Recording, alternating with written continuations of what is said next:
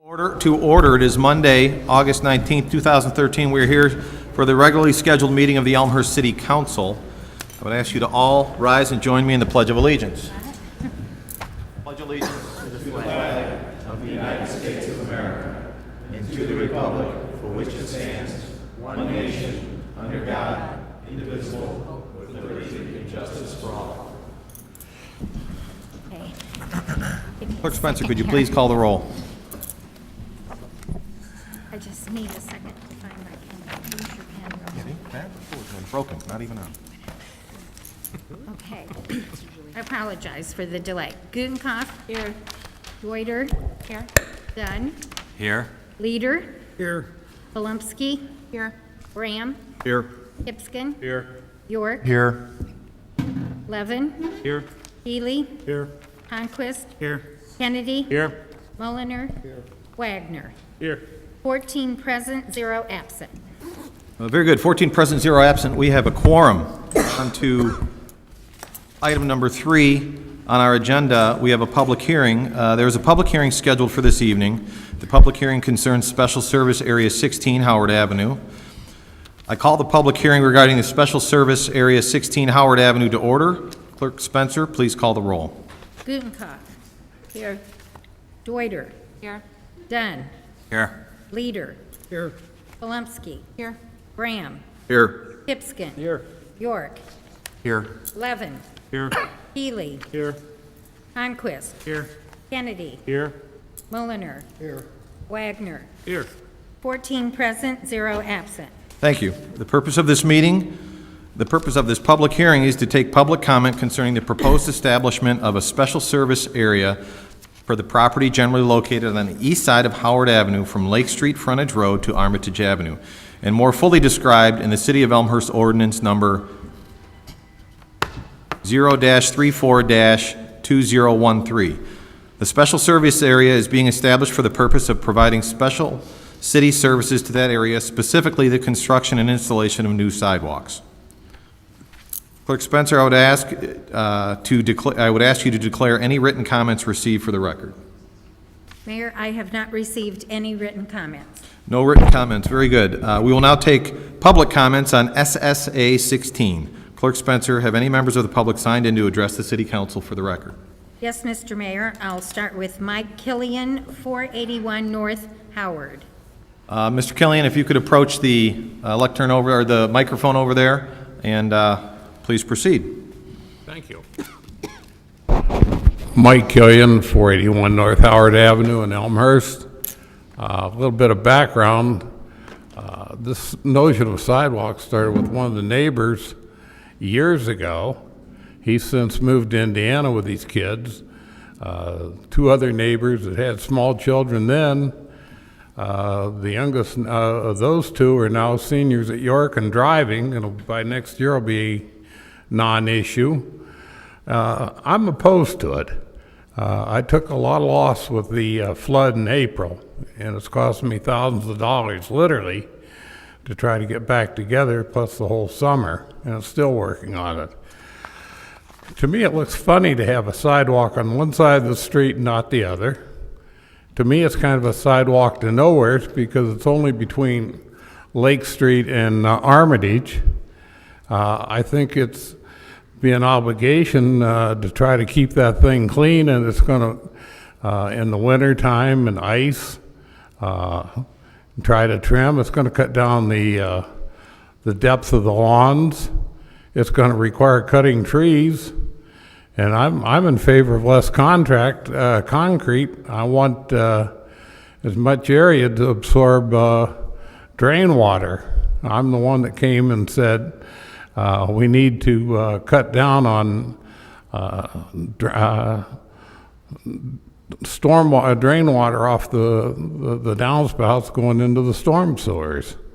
So, and the cost over 10 years, at my age, if I go to sell the house at some point, I'm going to have to pay that off. Nobody's going to pay a lien on a house that's going to last 10 years, and I don't know how much it's going to cost. To me, it's kind of a no-brainer to not have that sidewalk. I think it'll just turn into a glorified dog walk for the north side. We don't need it. On the street itself, I walked it yesterday. I'd prefer to see maybe some patching of concrete. You start putting asphalt down, you're going to be putting it down every couple of years because asphalt's not going to hold up. And the cracks that are in the concrete now, the water will find a way in there and it'll disrupt the street worse. So I'd ask you to think twice, and hopefully some of the neighbors I've talked to are leaning against it now. So that's my comment. I'm opposed to it at this point. Thank you. Thank you. Patricia Hodson, 515 North Howard. Please approach the microphone.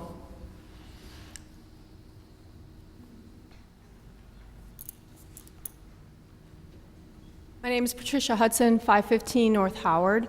I'm also opposed to the sidewalks. I have 3 small children under the age of 8.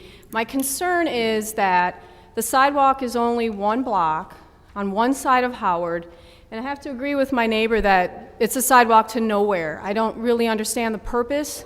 We live 4 houses from the corner, so my children will be able to get on the sidewalk, go a couple hundred feet, and then essentially be back in the street. The sidewalk doesn't go to the park. It doesn't go anywhere that my children would actually go. So they would be in the street anyway. So for safety, I don't think it makes any sense. I'm not quite sure what we're doing. And if they were to go the other way, they're going to 290. So my children aren't going to be going down to 290. So I don't see the purpose of the sidewalk only for 1 block on half of the street. If it was going all the way to the park, or if it was so that my children could walk to the grammar school, I would be supportive of a project like this, but I don't get the point of just one side of Howard. That's illogical. I just bought this house a little while ago, a couple months ago, and now I'm looking at, several $1,000s that I didn't know was coming. And now I'm going to be responsible for losing some of my driveway to a sidewalk that essentially goes nowhere. So I'm not in support of it. If the entire neighborhood was doing it, then it would be a different story. Or if it was going someplace, that would be a different story. But I'm definitely opposed to just part of a street getting sidewalk. Thank you. Theodore Fusco, 529 North Howard. Please approach the microphone.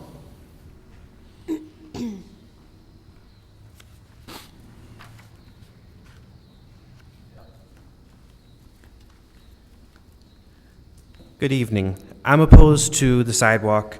My concern first comes in with when the initial survey was done.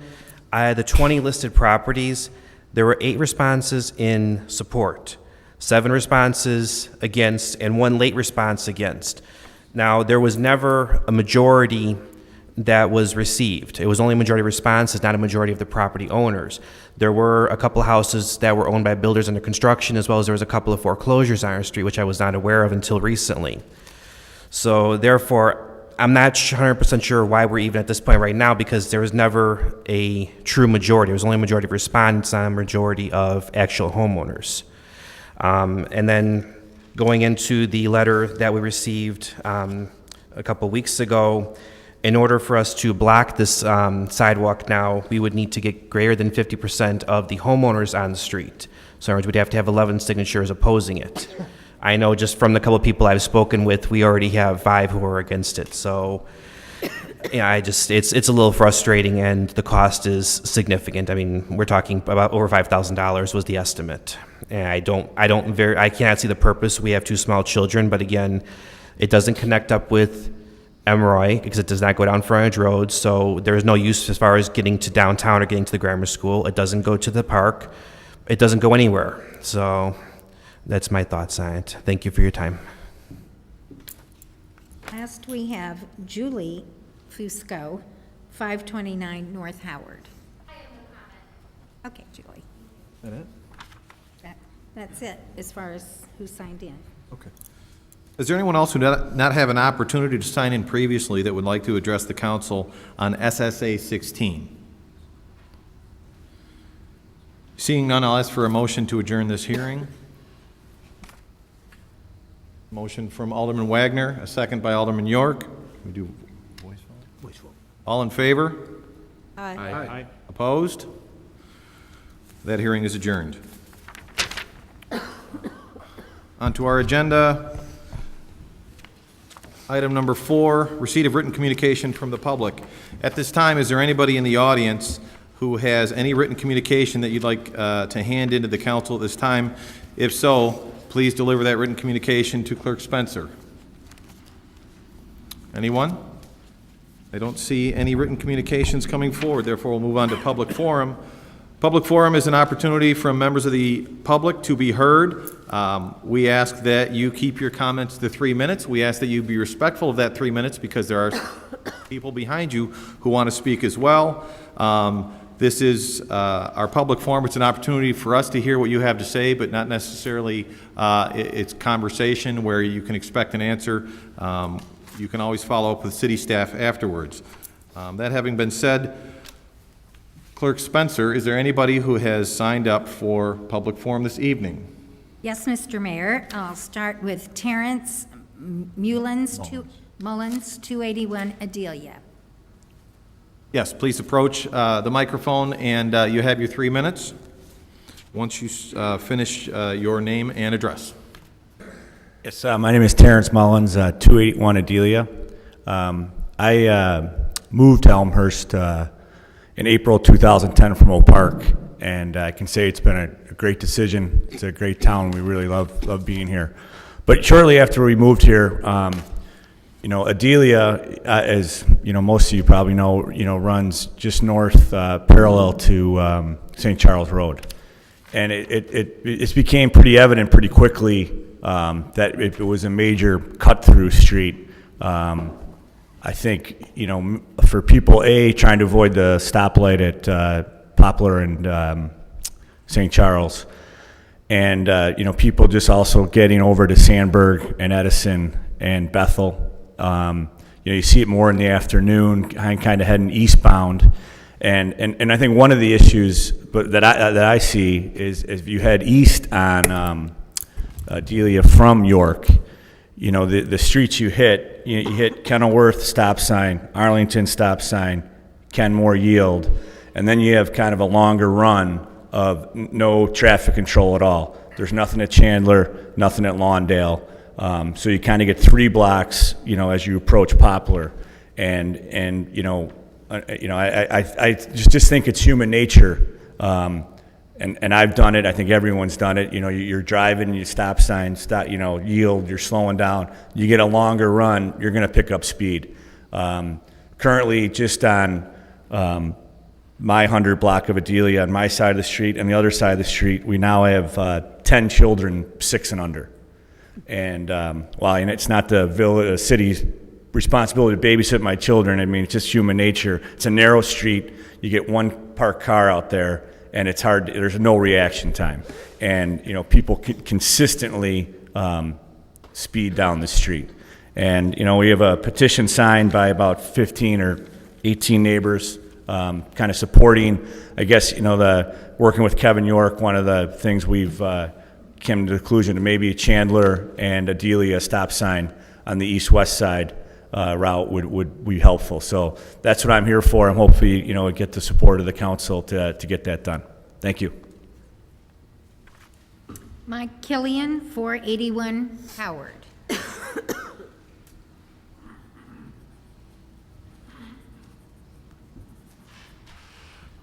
Mike Killian, 481 North Howard.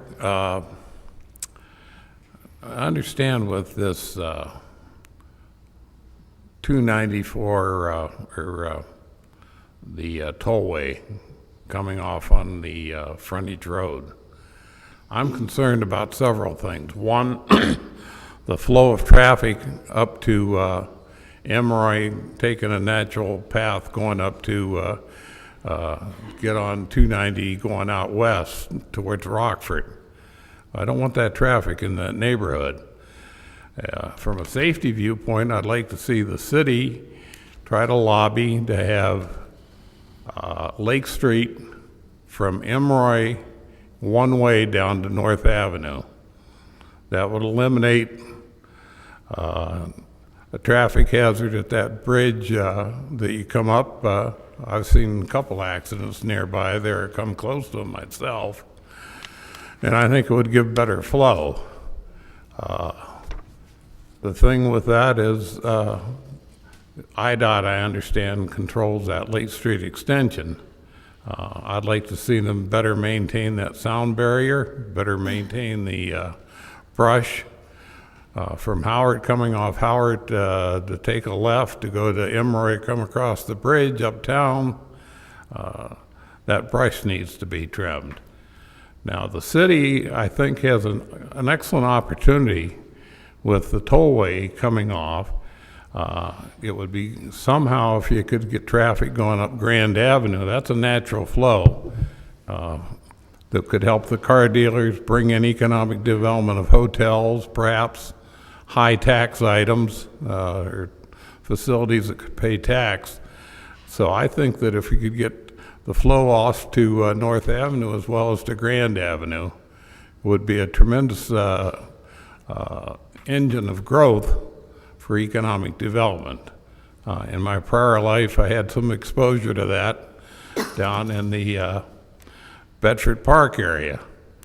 Back in those days in the early 80s, was able to get Harlem Avenue, Cicero Avenue developed, got the Orange Line out to Midway, got the original Midway Airlines in, and that area took off. In other words, take care of your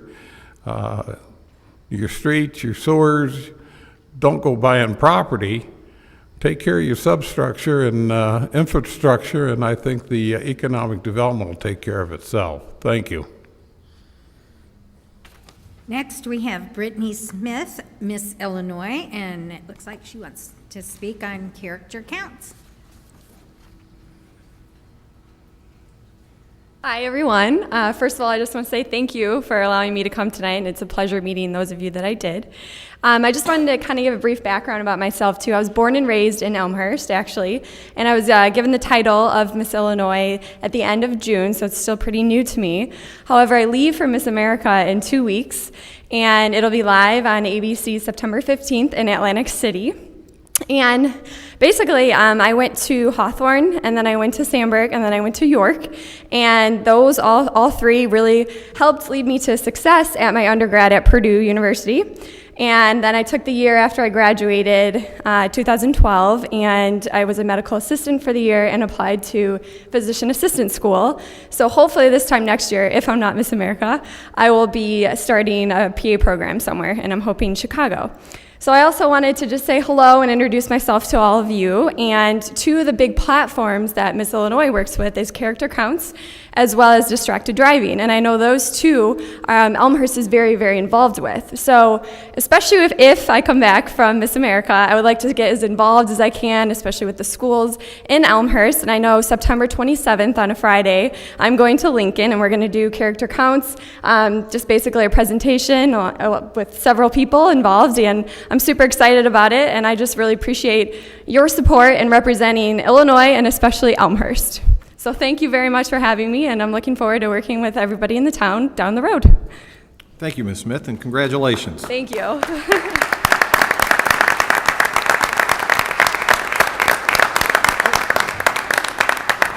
Ms. Smith is coming to say hello. Good luck. Thank you.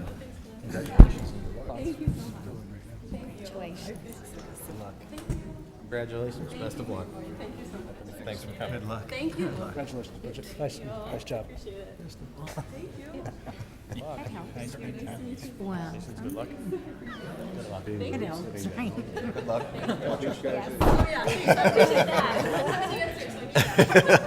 Thank you. It's nice to meet you. Good luck, honey. Thank you so much. I'm awake now.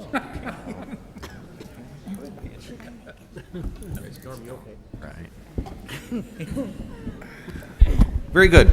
Clerk Spencer, is anybody else? Yes, we have a few more, and we'll get started again with Pete DeCiani, 619 Hillside. Talk about a tough act to follow. What a pretty Elmhurst, Illinois, Miss Illinois from Elmhurst. Just an incredible young lady here. My name is Pete DeCiani. I'm not here as your former mayor. I'm not here as your county board commissioner, but I'm here as a dad. Back in 2006, many of you know that my young daughter, Brianna, was diagnosed with a condition that afflicts over 200 kids from Elmhurst called autism. Over 3,500, according to Darlene Rossetti, our superintendent of schools for DuPage County, here in DuPage County, 3,500 in DuPage, 20,000 in Illinois. We had started a walk back in 2007 called the Brianna and Friends Walk to Talk, and we've had 7 successful years, raised over 120,000. Many of you have attended, and I appreciate that.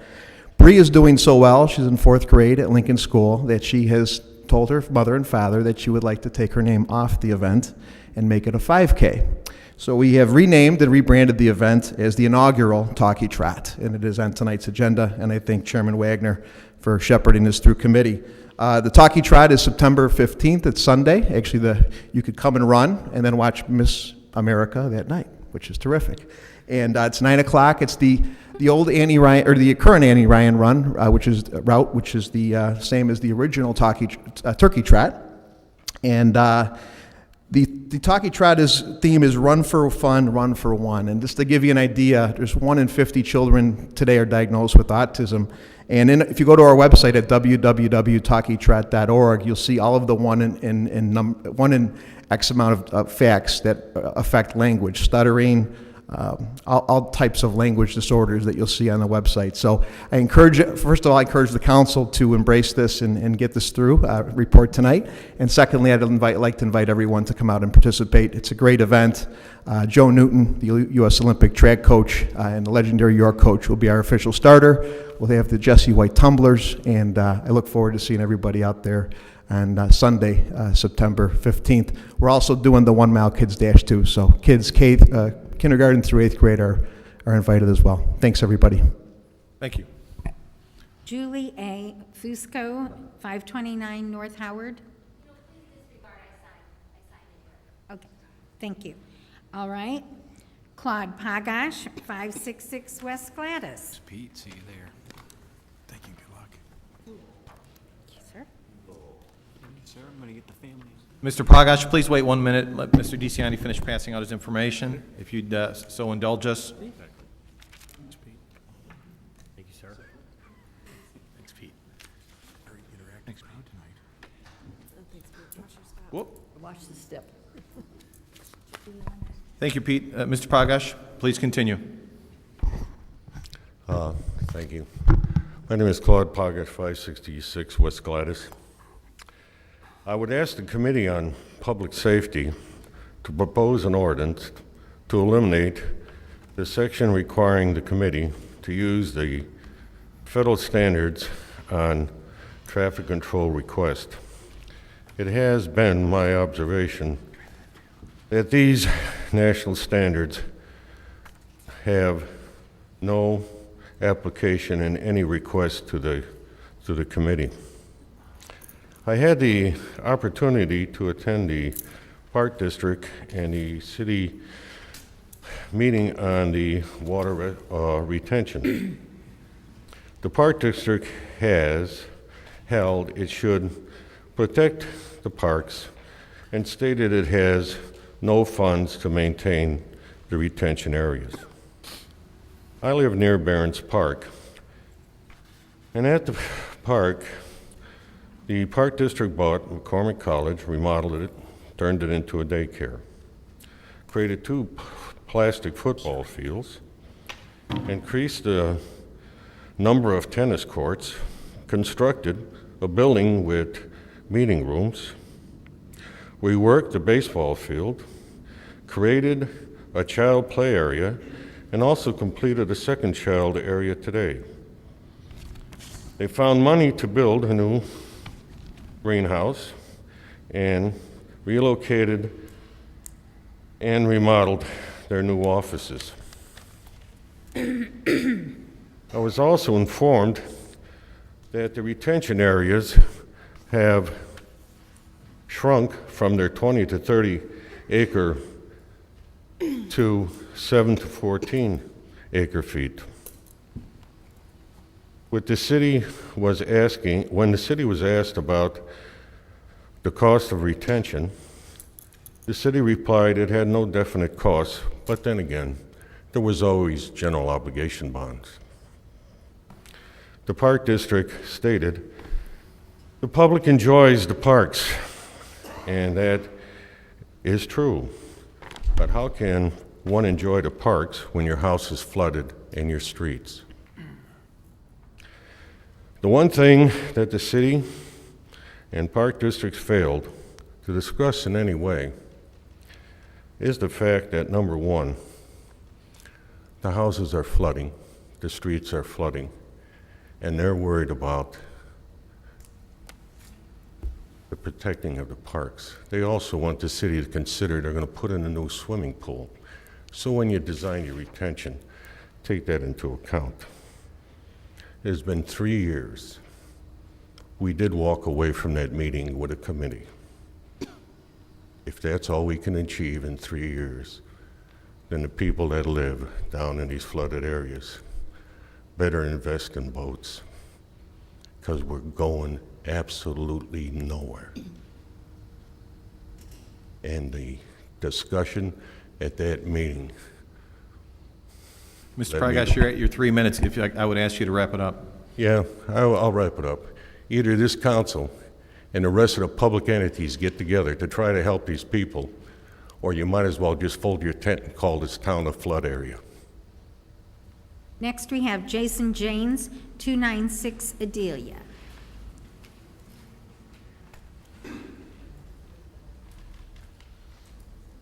Good evening. Jason Janes, 296 East Adelia Street. Speaking to the need of the Adelia stop sign later on your agenda, and I'm officially here at the request of my wife and 4 and 2 two-year-olds to say, unfortunately, as school has gotten back into session, we expect Adelia to once again be a natural bypass, not so much for the Edison Park parents, but presumably for the ones that have come from the Hawthorne funnel in as they either choose Church or Adelia Street to speed down. And just for the safety involved, we request you support the stop sign that has been almost unanimously presented before you this evening.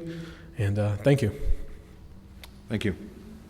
Last person to sign in, Kathleen Sullivan, 133 Pine Street.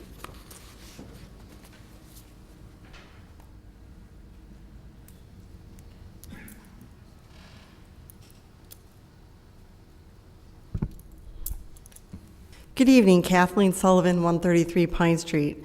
Last week, although it was 3 years, 3 weeks since the floods, was a pretty optimistic week for me. The Public Works Committee and the Zoning Committee met to turn over one of the proposed solutions from a policy standpoint for ongoing solutions to flooding in Elmhurst, Illinois. The Public Works Committee from the sanitary committee side and the stormwater side discussed 2 other policies on infiltration of water into the storm sewer systems.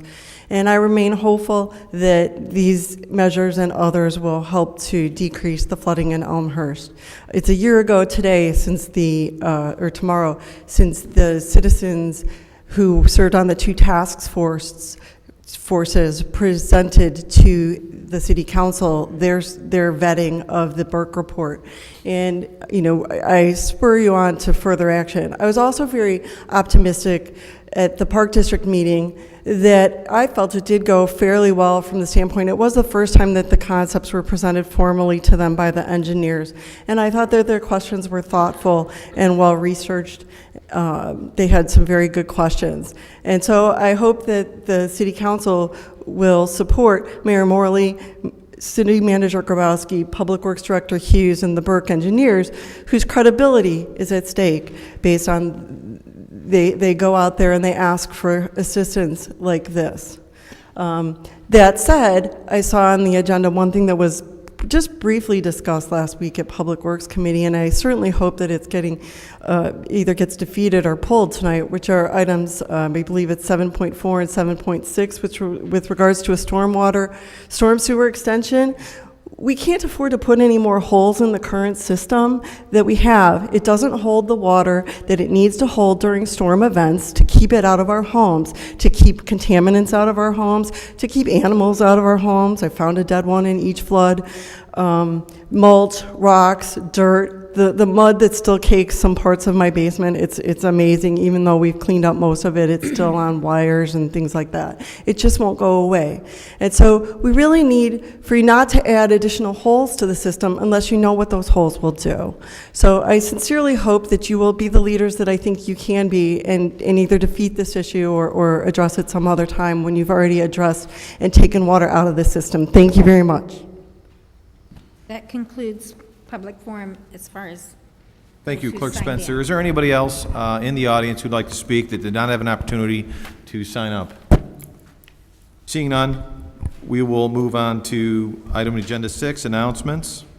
Are there... Clerk Spencer, do you have an announcement? I do. I was looking at Alderman Wagner. I hope Ladies we don't first. have a repeat. Okay, thank you. The Lincoln School Dads Group is hosting an end-of-summer festival bags tournament at the Knights of Columbus Hall on Saturday, August 24th, from 3 to 10 p.m., and the suggested donation is $25. Great. Any other announcements? Alderman Gutenkopf. Thank you.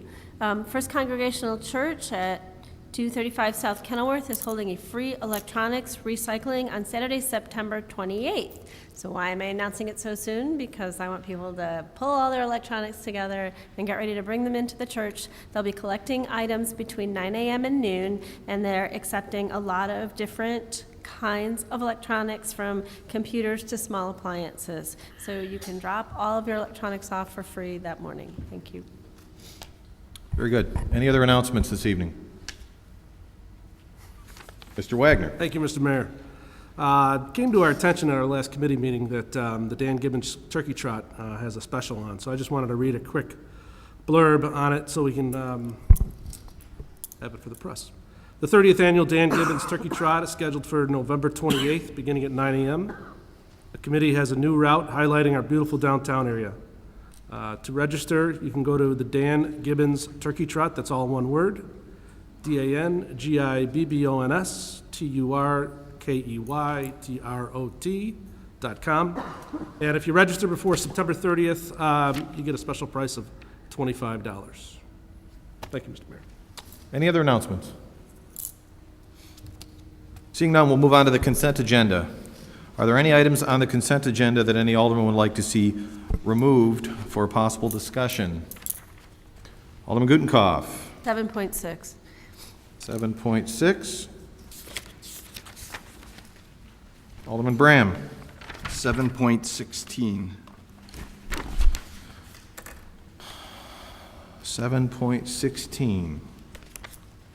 7.6 and 7.16, are there any other items on the consent agenda that anyone would like pulled for further discussion? Seeing none, I will ask for a motion to approve the consent agenda minus items 7.6 and 7.16.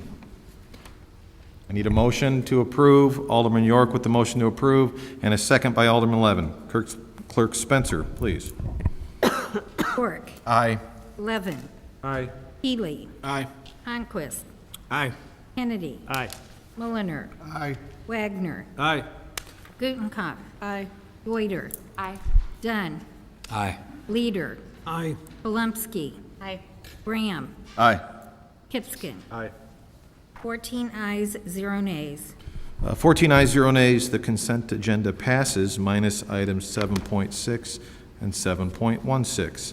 Clerk Spencer, can you read 7.6 for us? It is therefore the recommendation of the Public Works and Building Committee that the bid from Down Under Construction in the amount of $73,387 be accepted, and the city attorney be authorized to draft a resolution for approving a contract with Down Under Construction. Signed by Jim Kennedy, Chairman, Chris Healy, Vice Chairman, Michael J. Bram, unsigned due to absence from committee meeting, and signed by Diane Gutenkopf. Very good. I would ask for a motion to approve the recommendation. Alderman Kennedy with a motion, Alderman Healy with a second. Discussion. Alderman Kennedy. Thank you, Mr. Mayor. I will defer to Alderman Gutenkopf, who pulled the question here. Alderman Gutenkopf, you have a question. Thank you very much. I regret I was unable to attend the committee meeting. I do think that this is the kind of program that we ought to discuss, and I have several questions about what we're doing. It seems like, well, perhaps I should back up. This is a recommendation that we spend about $73,000 for what we commonly refer to as the rear yard drain program. It's a program to install drains in private property, in people's homes, in their backyard, to connect them with the storm sewer system.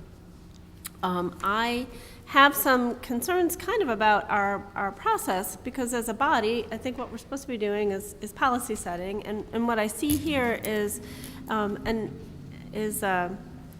of an ongoing status quo, a project, a program that we've had for a long time that sort of popped up in the middle of what our committee's been struggling with, and that's how do we handle issues like this, and what do we do to alleviate flooding, but at the same time not overburden the storm sewer system. We heard from a resident who's particularly concerned that the more we add into the storm sewer system without a broad umbrella plan for how we're handling this is kind of problematic. And so I think going ahead with this without having a conversation about it, at least talking about what we're thinking, doesn't send the kind of message that I think we should be sending. So, with all of that said, I think it would be important for us to understand why we're going ahead with it this year, how many residents were affected by this, sort of what's the process, how much more water do we think this is going to add into the system, why kind of are we moving ahead, why are we not having a conversation about putting the program on hiatus as we're working through the issues around dealing with flooding and stormwater. So I know it's a big bundle of questions, but I would like to have them, I think we need to talk about them now. Chairman Kennedy, we wish to. Thank you, Mr. Mayor. I think what we need to do is have a little history of where the rear yard drain program came from.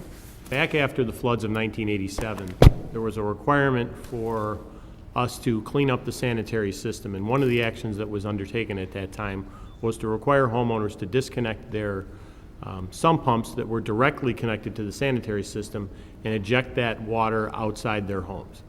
As part of that, what happened is there were a number of people whose water went across sidewalks that ultimately froze during winter and caused issues, but there were also other people who had that water eject into their backyards and caused flooded areas. So after that point in time, there was discussions and things were put in place to have a 50-50 cost share program whereby at the resident's request, a rear yard drain would be put in such that in those cases where there was an excess water in their backyards, it would be evacuated to the storm sewer, thus eliminating the problem. Again, it's something that is only at the request of the resident. It is not something that is undertaken by the city by itself, but again, it's the residents that do it.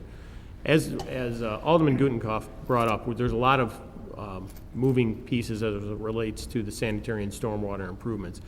And what we're talking about here is the provision for these stormwater extensions, because many of the things that we're going to discuss going forward are going to have a provision required for an overflow. So one of the things that we're looking at is, and again, none of this has been decided, but the potential to require new construction to have some quantity of on-site storage of stormwater such that some amount is held on site before it then goes to the stormwater system. With a provision like that, there would have to be an overflow provision, which something like a rear yard drain would allow. Again, you're holding a certain amount of water on site, but a volume above that needs to be evacuated and would go into the stormwater system.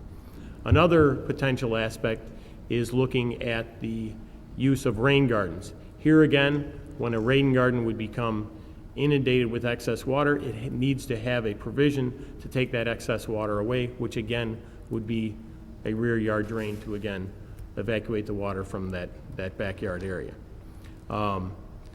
We're also, as a Public Works Committee, likely to look at allowing or somehow having residents look at their own rain gardens on existing properties, and we may choose as a council to participate in that financially to help people do that. We may also want to do that for storage facilities.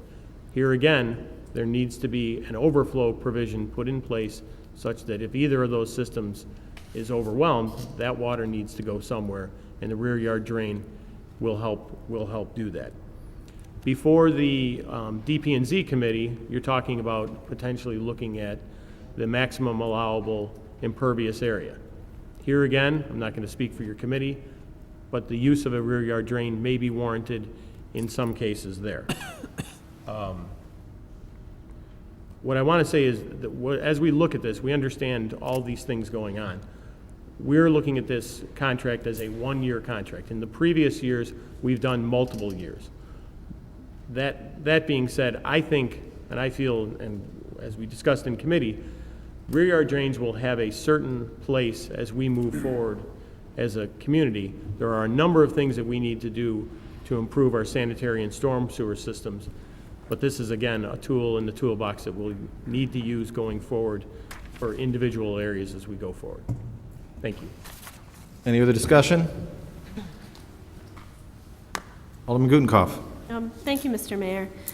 So I'm not sure that my specific questions got answered, and I do appreciate the thinking behind the program overall and this sort of general thinking about why a rear yard drain might be a good idea. My concerns are why we're going forward with this funding this year for these drains. So do we expect that the residents who are getting these specific drains are eventually going to add on-site storage and they're going to need to be able to connect up? After all, are we requiring them to plan for the future where they're going to have some kind of on-site storage on their yard? I appreciate your thinking behind the program overall. Yes, someday, if we require on-site storage, there will need to be overflow that will need to connect to something. I get that. I'm really concerned about what we're doing now, that we didn't at least have a conversation about putting this program on hiatus as we figured out how all the puzzle pieces fit together. This is one puzzle piece, but we don't even have the picture it fits into yet. So I'm kind of concerned about why we're going ahead with this. How many people are benefiting from the program this year? How much water are we putting into the system? Where does this water go? Is this going to continue to overburden Saylor and Jackson? Are we adding water into that system?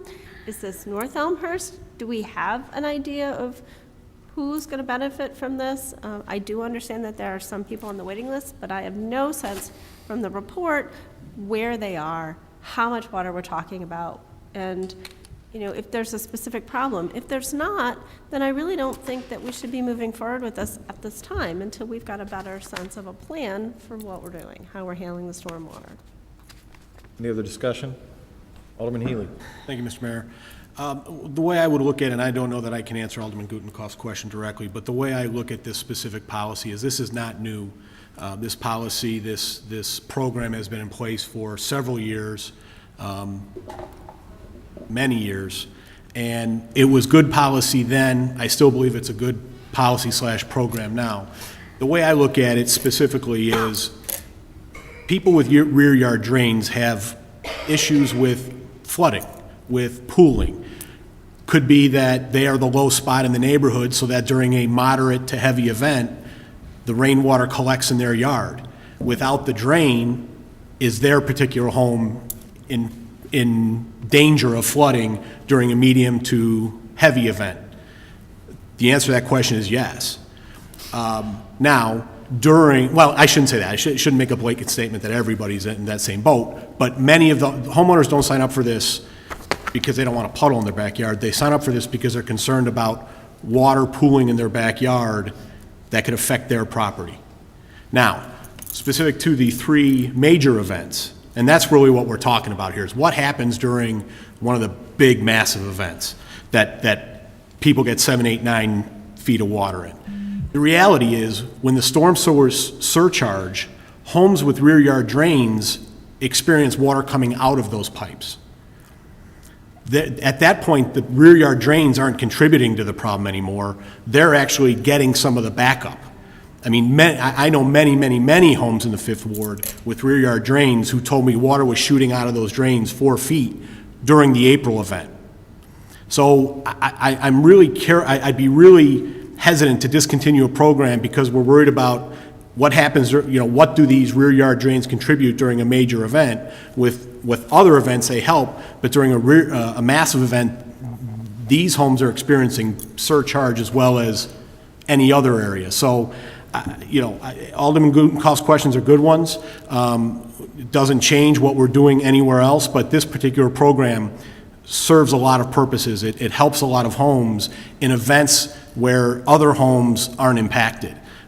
Medium to heavy events. So, kind of like the overhead sewer discussion previously, where before it was part of the Burke plan, we all a lot of us knew that was part of the solution, so we kept it going.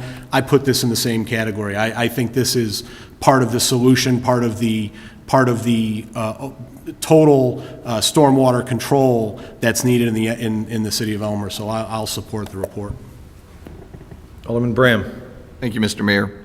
I think Alderman Gutenkauf's questions are valid. I'm not going to reiterate Alderman Healy's comments, but I do agree with his comments to 95% from the standpoint of I think this is part of the solution right now. In order for us to be able to say, no, let's not go forward with this program, we have to step up to the plate and say, no, we're not allowing any new home constructions, downspouts being connected directly to the city sewer. We haven't done that. I think if we're going to do one, we have to do the other at the same time. I'm not saying what's the right choice right now, because I don't think I have that answer before me, but I think to say no to this and then allow new construction home downspouts to continue to be connected directly to the city sewer, you're kind of contradicting. I can't speak tonight. You're kind of contradicting yourself. I can't say the word, so I'm moving on. I think that we, at any time, could put a moratorium on any of the programs we have in the city of Elmhurst, and if that's the choice of the council, then that recommendation could be made at any time. I'm in support of this from a standpoint of this year only. I think as we continue to plow through all the various options, that we need to look at this, reevaluate this to see if it is part of the puzzle. Maybe it is, maybe it's not. But if we say no to this, then I'm assuming that everybody who says no will be also saying no to new construction homes having it mandatory downspout connections to the city sewer. Alderman Dunn. Thank you, Mr. Mayor. I think this is a very good program, and I would support it. A homeowner that would take advantage of this particular program obviously has a serious problem in on their property. The flooding is not as a result of what's going on their own property, but it's most likely coming from surrounding properties. So I think it is a good program to help homeowners out of a immediate bind, and the cost share on this is only up to $1,000. The homeowner is going to have to invest some of their own funding. They're not going to do it in a flippant manner, and I think when appropriate, it's a good solution for certain homeowners. Thank you. Alderman York. Thank you, Your Honor. I've thought a lot about this today, and I think I will support the committee report, but I will share with you all some of the thoughts that I had today. I spent a little bit of time with some of my neighbors, some of the neighbors of Alderman Hipskin and I, who actually had as the main source of their basement flooding, significant basement flooding, were some of these rear yard drains. As Alderman Healy discussed, they were surcharging, and water was forcefully coming out of them and filling the people's backyards to the point where it went up over the window wells into the house. And that was one of those 1% storms. So that kind of came back to bite them a little bit on that one. But I feel like, in talking with those same neighbors, that rear yard drains have saved them countless times some messy cleanups. And I'm entirely sympathetic to those folks who flood frequently and very hard during those 1% storms, specifically Pine Street and Park Avenue in my ward, amongst others. But I don't believe that we can set a policy that will cause other people to flood in smaller storms. We've got to look further and deeper. I think this is part of the solution, and I think we have a lot more work to do. Thank you. Alderman Gutenkopf. Thank you, Mr. Mayor. I know it's an old adage, but if you always do what you've always done, you'll always get the same result. We're moving ahead with what we've always done. It's not going to change anything. We're going, I mean, let's be realistic. We're going to be asking residents to deal with standing water in their yards. We're going to do it. It's going to have to be part of our overall plan. We're going to have to change our attitude about water, about what's acceptable, and about how long we expect to see it. And some of that is going to be you're going to have to discharge your downspouts and sump pumps into your yard. And if we put rear yard drains in, we're not really moving that much water away from the entire system. An argument could be made that you're going to pump water into the yard, it'll soak in, it'll absorb a whole bunch of water, and then some of it may go through the drain to the backyard. But I just think that we're going to have to bite the bullet at some point. We're going to have to take that step. We're going to have to say, water is going to have to be outside where you can see it and not always shunted away into the drainage system, because we can never build a storm sewer big enough. It sort of defies logic to me that we'd build something that might actually exacerbate a person's problem. If rear yard drains back up when there's a heavy rain event, I'm not sure why we would want to help people pay for that. And Alderman Dunn, it's not $1,000, it's $5,000. We'll pay 50% up to $5,000 to connect, I believe, the rear yard drain, won't we? And so I kind of think it's a lot. I still don't know how many people we're planning to help and how much water we're talking about moving into the system. So the risk of repeating myself, I don't really think that it's a good idea for us to move forward with this until we've answered some of these other bigger questions. Thank you. Any other comments?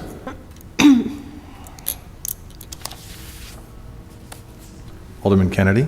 Thank you, Mr. Mayor. I think what we're talking about here are two different things. This item before us is a contract for a service to do rear yard drains. A separate discussion could be had in Public Works to discuss how a rear yard drain needs to be designed and its interaction with all the other things we're talking about here related to rain gardens and on-site storage and the like. So I think we ought to just stick with the portion that's in front of us here, and if we want to take that up as a committee, we can certainly do that. Thank you. Very good. Any other comments? Seeing none, I'd ask Clerk Spencer to please take the roll. Kennedy. Aye. Healy. Aye. Honquist. Aye. Mulliner. Aye. Wagner. Aye. Gutenkopf. No. Is that a nay? That's a no. Deuter. Aye. Dunn. Aye. Leader. Aye. Polumsky. Aye.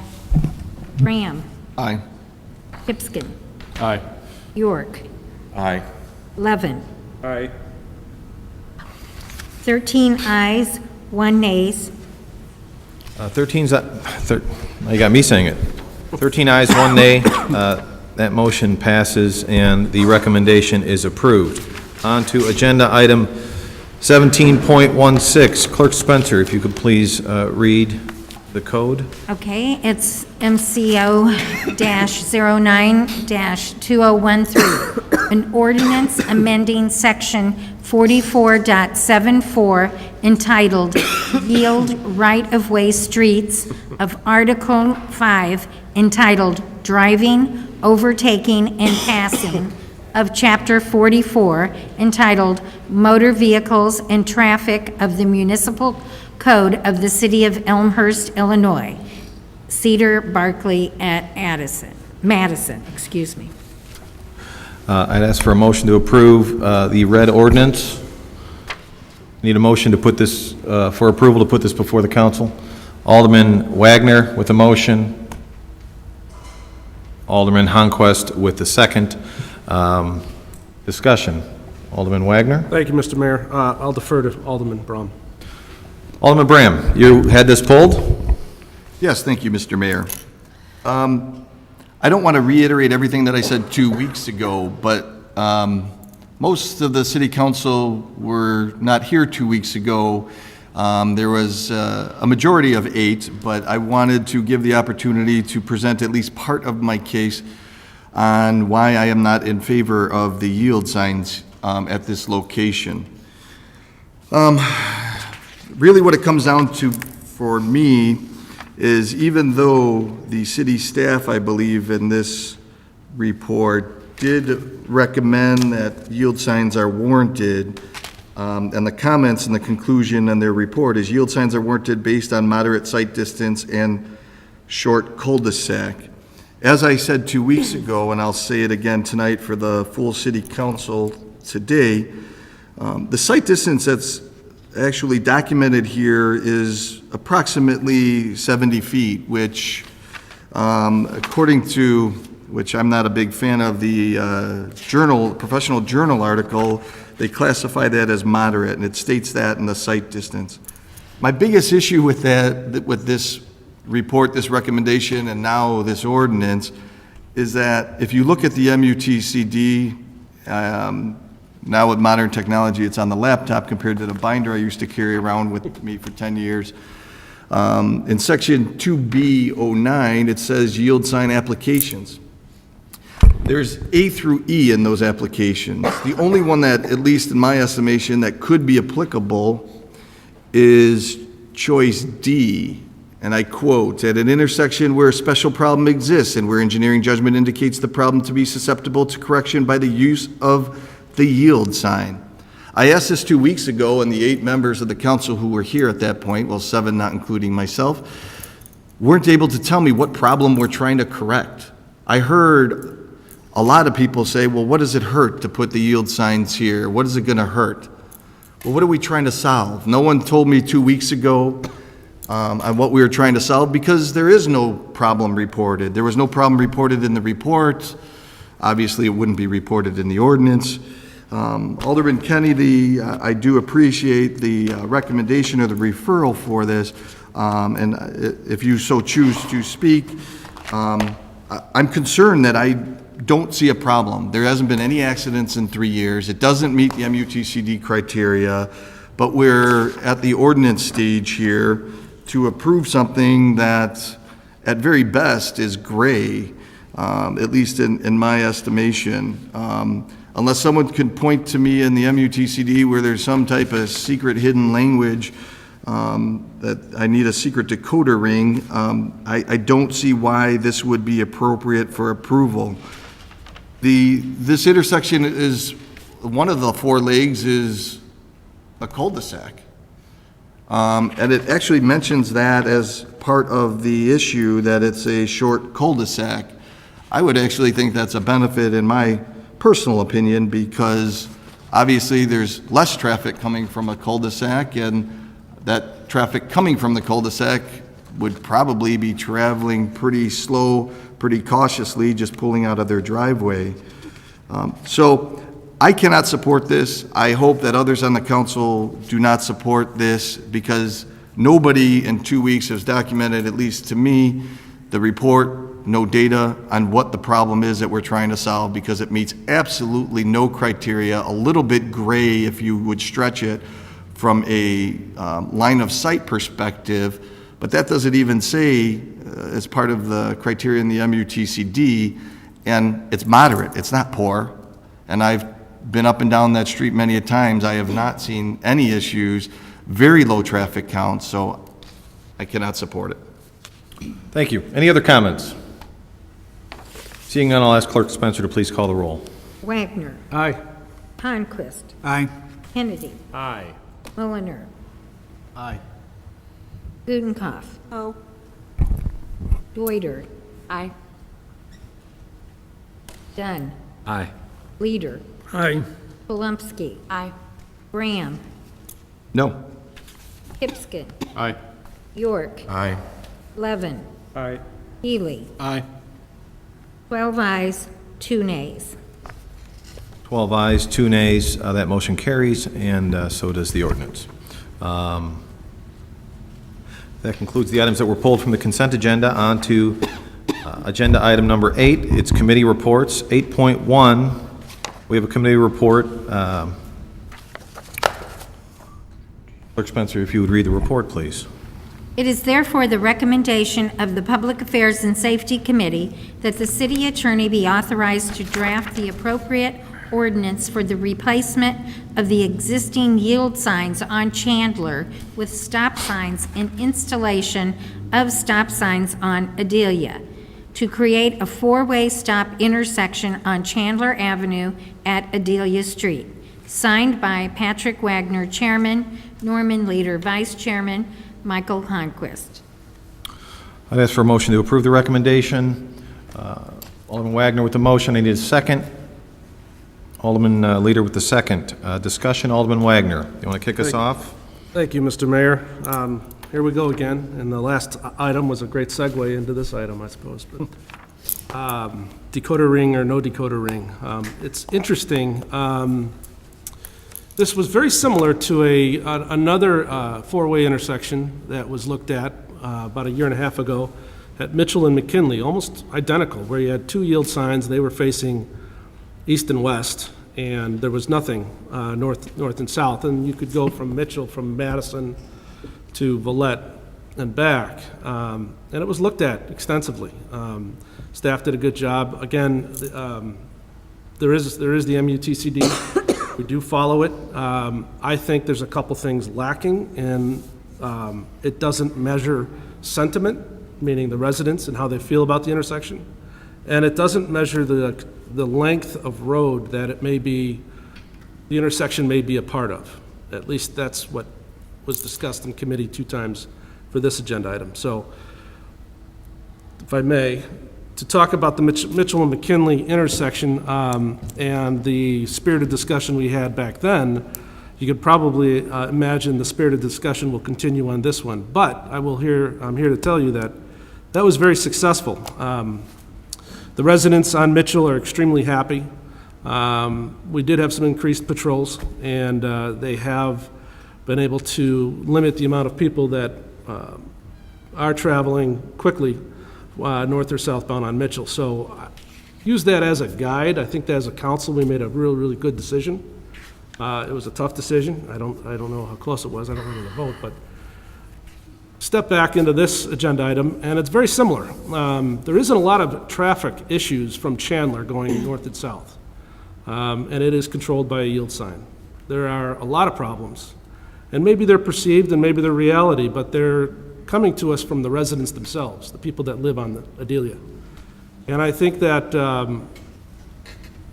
most of the times you have to listen to the residents in order to make a clear decision. You can use the MUTCD, and it's a great guide, and it's very accurate. And I would also like to commend staff and also Brent Coulter, our consultant, to come up with a solution that I think really kind of fell just a tad shy, in the sense that you could put the stop signs up, which was their recommendation on north and south on Chandler, but I don't know if that would actually solve the main issue and what was referred to the committee. So the committee had decided unanimously to put in a 4-way stop sign to actually stop some of the free-flowing traffic that can go from Poplar to what's east, pardon me, I'm losing my is it To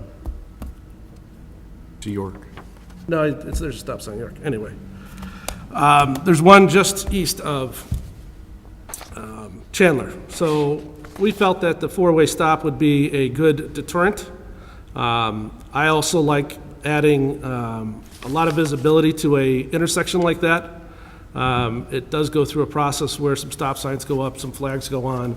The people that do use it as a quick route to get in or out of York Road or St. Charles Road, or Poplar for that matter, would find that there's going to be a little bit more attention to that intersection. So I would ask for your support, but realizing that Mitchell and McKinley was a success. And that didn't go to the MUTCD either, and it didn't go to staff. It didn't come from staff to be recommended that way. So sometimes doing things the same way, you get the same result, and that's what I'm afraid of. So I would appreciate your support in this agenda item, and that's all I have, Mr. Mayor. Alderman Leader. I've said this before. I believe that each request for a traffic control device must be judged on its merits, but always the voices of local residents who are most familiar with local conditions must be given the heaviest weight of consideration.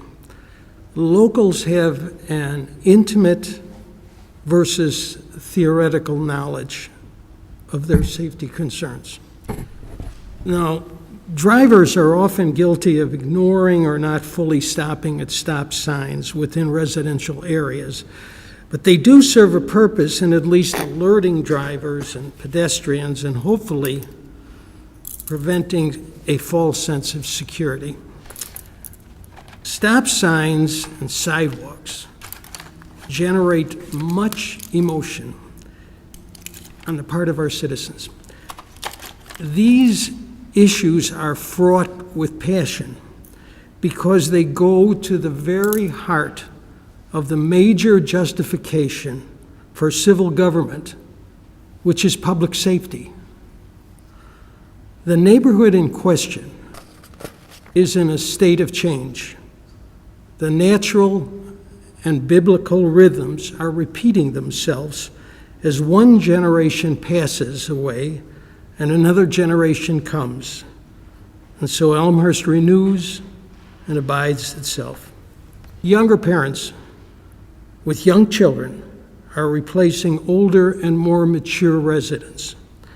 Traffic control devices, which are appropriate for a neighborhood of predominantly older people, are not necessarily appropriate for a neighborhood of young families, young parents, and growing children. Local people know best what can protect them and their children. Both the aldermen and the Fourth Ward support this committee report, and that is as it should be, because we, the elected officials of Elmhurst, are the direct servants of the people who elect us. Thank you. Any other discussion? Alderman York, then I'll go to Alderman Gutenkopf. Alderman York. Thank you, Your Honor. About 5 o'clock today, I had Aaron post a couple documents on board docs for everybody to take a look at. And I didn't really intend to follow up. I think Alderman Wagner and Alderman Leader have hit on a lot of the same points that I have, but I did want to bring attention to a traffic study that we had conducted in April when school was still going on, and we kind of framed some specific times. And on the map that was posted on board docs, you can clearly see that the 85th percentile speed on Chandler north of St. Charles to Adelia is 34.7 miles an hour. The same traffic going south is 28.2 miles per hour. It's nearly a 25% increase in the speed of the traffic going north on Chandler, which is a clear indication to me that we have a lot of cut-through traffic from St. Charles, which runs parallel to Adelia, and St. Charles is a busy street, about 17,000 cars per day, or 17,000 vehicles per day. It's an arterial street. And if you look at the numbers, 34.7 going up to the yield sign that's currently at Adelia, And then as you proceed east on Adelia, the block between Kenmore and Chandler is 31.1, and the block between Chandler and Lawndale is 33.6, which clearly indicates to me that people are building momentum from the last traffic control, which is a yield at Kenmore, until the final goal, which is Poplar. And as the residents have pointed out, the street is narrow. There's a lot of trees there. It creates a tunnel, and you kind of get this feeling that you're not really going fast, but you really are. I think the numbers in this case speak. I certainly recollect from walking there this spring that the traffic felt faster. I live on Marion, which is a very similar type of street, cuts through from Robert Palmer to Poplar. And we have traffic control at Kenilworth, Arlington, Alderman Hipskin. Before I was on council, before I ever thought of being on council, did some wonderful work with the council at that time in getting Arlington from a two-way stop, and the MUTCD did not support the four-way stop with the signs being put on Arlington. But I can tell you, as a parent who walks my kids to school there every day, that intersection is undoubtedly safer today because of that action. And there have been any accidents, and there hasn't been anybody killed. It's just a safer street. And the flow of traffic through Marion, while 1 in 20 cars to me when I'm out mowing my lawn or whatever seems like it's going really, really fast, about 1 in 3 down on Adelia feels like it's going really, really fast. And it's in my neighborhood. I live there. So I ask for your support for this report. Thank you. Alderman Gutenkopf. Thank you, Mr. Mayor. These things are so difficult. The answer always seems to fall back to emotion. We feel like it's probably going to be safer, but we're concerned. We don't really know anything about the science behind this, but we like it, therefore we should do it. Staff, I'm going to read you a quote, direct quote from the report. Staff found that this intersection does not warrant a four-way stop. Due to restricted sight distance, staff recommends that the existing yield signs on Chandler be replaced with stop signs, creating a stop approach on northbound and southbound Chandler to Adelia. Traffic consultant Coulter concurs with the staff's findings. Now I'd like to read you something else. The Institute of Transportation Engineers published a research report. It was written by W. Martin Brotherton, Jr., P.E.M. It's his credentials. It's titled Multi-Way Stops. The research shows the MUTCD is correct. Let me read you the abstract of the research paper. It says, this paper reviewed over 70 technical papers covering all-way stops or multi-way stops and their success and failure as traffic control devices in residential areas. This study is the most comprehensive found on multi-way stop signs.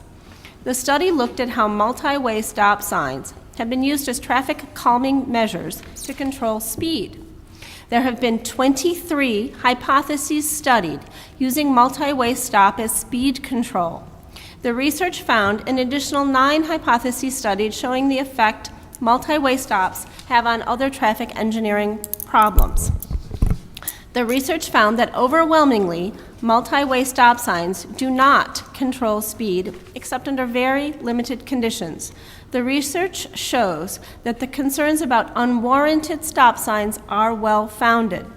It's a 13-page report. I'm not going to bore you with the whole thing, but I would like to quote something from the conclusion of the report.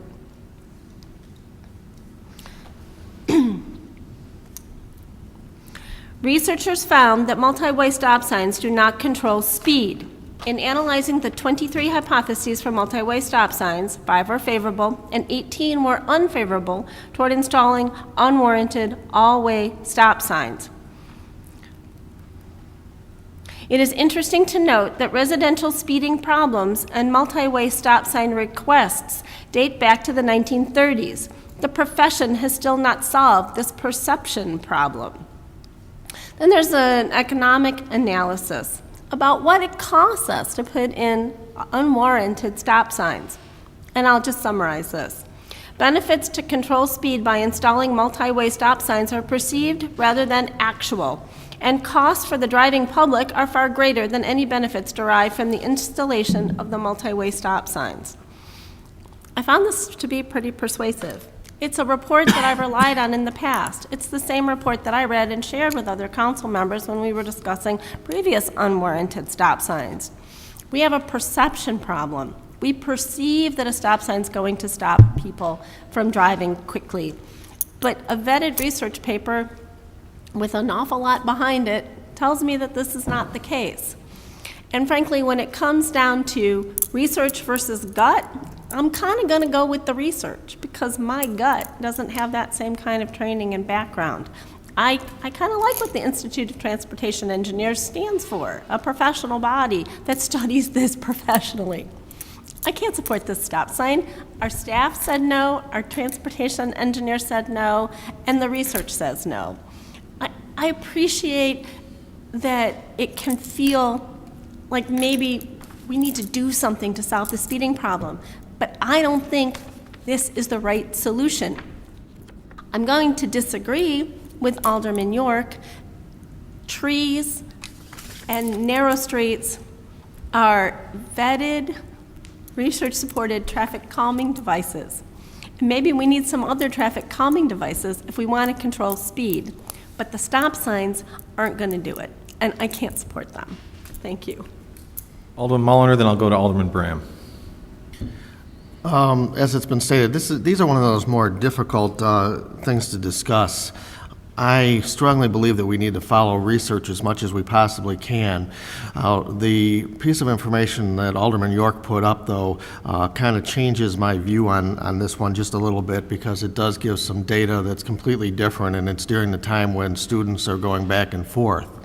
I will state this, and I want to make this very clear. One of the things that we've done as part of our ordinances is we've required us to utilize the documents that the state and federal government have put forward. And the reason that we've done that is to prevent some of that emotion in getting involved in these decisions. For those of you who haven't, I've been here for quite a while.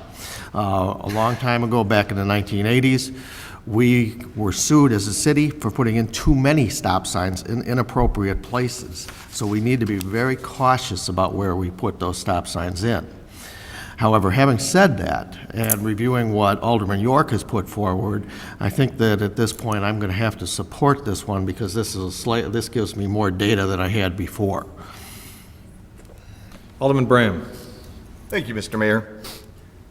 Ding, ding, round two, traffic control devices. This one's even more complex. For those of you who know what the MUTCD is, if you read the sections that it talks about multi-way stops, or in this case a four-way stop, the criteria, the bar is super high, super high. As an example, Park and York, even though that's a three-way stop going right before the tracks, that was actually only qualified as a three-way stop due to engineering judgment. By the pure criteria of the MUTCD, that was justified, and rightfully so, as a three-way stop because of engineering judgment, because of those unique circumstances. This intersection, not even close. And let me go into the reasons why I believe that. The current configuration is a two-way yield on Chandler and Adelia. I actually did a little bit of homework myself on when were those yield signs put up? Why were they put up? Well, back in May 20th of 1986, and I won't cover every year since 86, but there was a request to evaluate this intersection. And I'll just read you the conclusion from the city staff at the time. Through a field survey and per attached guidelines, it has been determined that the average daily traffic accident history and safe approach speed at said intersection, a stop and or yield sign is not warranted. Neither of them, stop signs or yield signs, the city staff at the time said they're not warranted. Note there has been one or less right angle accidents per year over the past 5 years. The reason for traffic control devices is to avoid right angle accidents, which it wasn't anything of note back in 86. Now, mind you, the yield signs were still installed by that city council, and that is their right to do so. But the city staff at that time stated that it wasn't warranted. No traffic control devices. And everything that I could tell, the sight lines are incredibly good, anywhere from 100 and something to 70, low 70s, according to the report that was provided to us by, I believe this was Coltier Consulting. 74 feet, 72, 110, 147. So that's either excellent or moderate at worst. So that's what today's standards are showing. So I just want to give you a background from what was there. I don't think the intersection has changed since '86. They put yield signs in even past the staff's recommendation at that time. Now what's confusing to me is if you read the report, the residents' request, if you actually read the petition, was for a two-way stop. But here before us is a four-way stop. I'm a little bit confused on why we're going even above and beyond what's the residents requested. The residents requested a two-way stop on the opposite street that it is today, and we have a recommendation before us for a four-way stop. As I already stated, back in '86, the yield signs weren't meeting criteria. I would struggle to say a two-way stop at this intersection meets the criteria in MUTCD today. Struggle to say that, because as Alderman York has said, there seems to be, the 85th percentile seems to be a little high in this area. But as the MUTCD said, as Brent Coltier, our consultant, has said, as our own city staff has said, traffic control devices are not to control speed. I don't know how many times this has to be reiterated within these four walls, but even the petition itself is saying we want traffic control devices to control speed. But that's not the purpose. Sometimes we have to say and explain to the residents on that isn't the purpose of the traffic control devices and go against what they're requesting for the benefit of not only them, but for the whole neighborhood. And I believe that's what should be done in this case. The committee recommendation, sorry, just going through my bullet items here. Alderman Leader, 2 weeks ago, spoke to the yield sign debate that we just had a few minutes ago. And I'm paraphrasing here, but his comments were that we have a very competent city engineering staff. They are professionals and we are not. Well, if that's the case, then how come those individuals who have stated that in past debates on traffic control devices are now not only going against city staff's recommendation, but leaping above and beyond city staff's recommendation by going from a two-way to a four-way stop? I don't understand why we would go that far and above when even the residents in the area have not requested it. And Alderman Hipskin can contest to this. This evening, I visited for a third time this neighborhood, right after work. I rang doorbells of the residents in the neighborhood. I happened to ring all four doorbells of the residents on the corner of this proposed intersection. 2 didn't answer, 2 answered. The 2 that answered said, no, we don't need a four-way stop. Really? Well, we're discussing this tonight on your behalf, that we need a four-way stop at this intersection. The one resident, and I don't want to call out their names, but the one resident said, I have lived here for a very long time. There hasn't been any issues here. I don't even know if a two-way stop is needed, let alone a four-way stop. I do agree that we do have a petition here, and I appreciate those residents submitting the petition of concerns over this intersection. But a petition doesn't mean that's the right thing to do. Now, one of the residents spoke earlier that there was 15 or 16 or what have you signatures, and that's true. There are above between 10 and 20, approximately 9 homes, because there's husband and wife signing or sons or daughters or something, if you look at the addresses. But the 4 residents on the corner, or 2 out of the 4, are not even for the four-way stop. The last thing I want to say is policy versus politics. This is about policy. We have discussed traffic control devices. Alderman Gutenkopf, Alderman Mulliner has mentioned about our policy. We instituted, we adopted that policy for a reason, to remove the emotions out of it, not only from the residents, but also from us here at the dais. If you couldn't tell, I'm pretty passionate about the topic, because I can't sit here on the dais and move forward with something that A, in this circumstance, wasn't requested by the residents, B, isn't wanted by at least some of the residents that I spoke to, and C, and I think most importantly, doesn't come close to meeting any of the criteria in the MUTCD. I go to the last summary of what are we trying to solve? We shouldn't be trying to solve speeding with traffic control devices. That is not the intent of them. That is not the purpose of them. Everybody has told us so. The professionals, the professional engineers have told us so. But we continue to sit up here and state that we need to put these in here to slow down traffic. Well, please, someone point that out to me and where that is appropriate in any journal study, any standard by the federal, Illinois, or in that case from City of Elmhurst government, because I don't see it. I ask all of you, stick to policy, not emotion, not politics, and do not move forward with this four-way stop request. Thank you. Other discussion? Alderman Deuter. Thank you, Mayor. I have no doubt that we all want the same thing. The residents, the city staff, the elected officials, we all want our streets to be as safe as possible for vehicles, the drivers and passengers of vehicles, and the pedestrians. I do think, and the research all talks about this, it's not the problem that comes up, I think, is the perception. I think Alderman Gutenkopf might have already mentioned this, but the perception that a stop sign will improve safety and curtail neighborhood speeding. And it makes sense. Those are logical and they are widely held assumptions.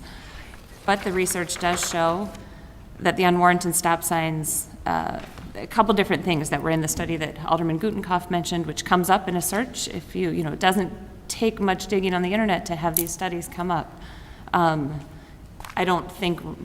wouldn't expect residents to be combing for this research. I think that's what they elect us to do. But the research, one of the findings of the research is that the safety of pedestrians is decreased at unwarranted stop signs because the drivers get in the habit of running an unnecessary stop sign, and the pedestrians assume that all the cars are going to stop, and so they, especially kids, will boldly walk out in front of a stop sign. So I think when we make this decision, we're not just talking about this particular intersection, but we're adding to what some drivers may experience of, they don't really, all these stop signs that are around, they're not really that important because it's not their experience that cars are often coming the other way. So I think by possibly adding to that perception with an unwarranted stop sign, we're making all of the stop signs in the city possibly less effective. And all those intersections might be just a little bit less safe.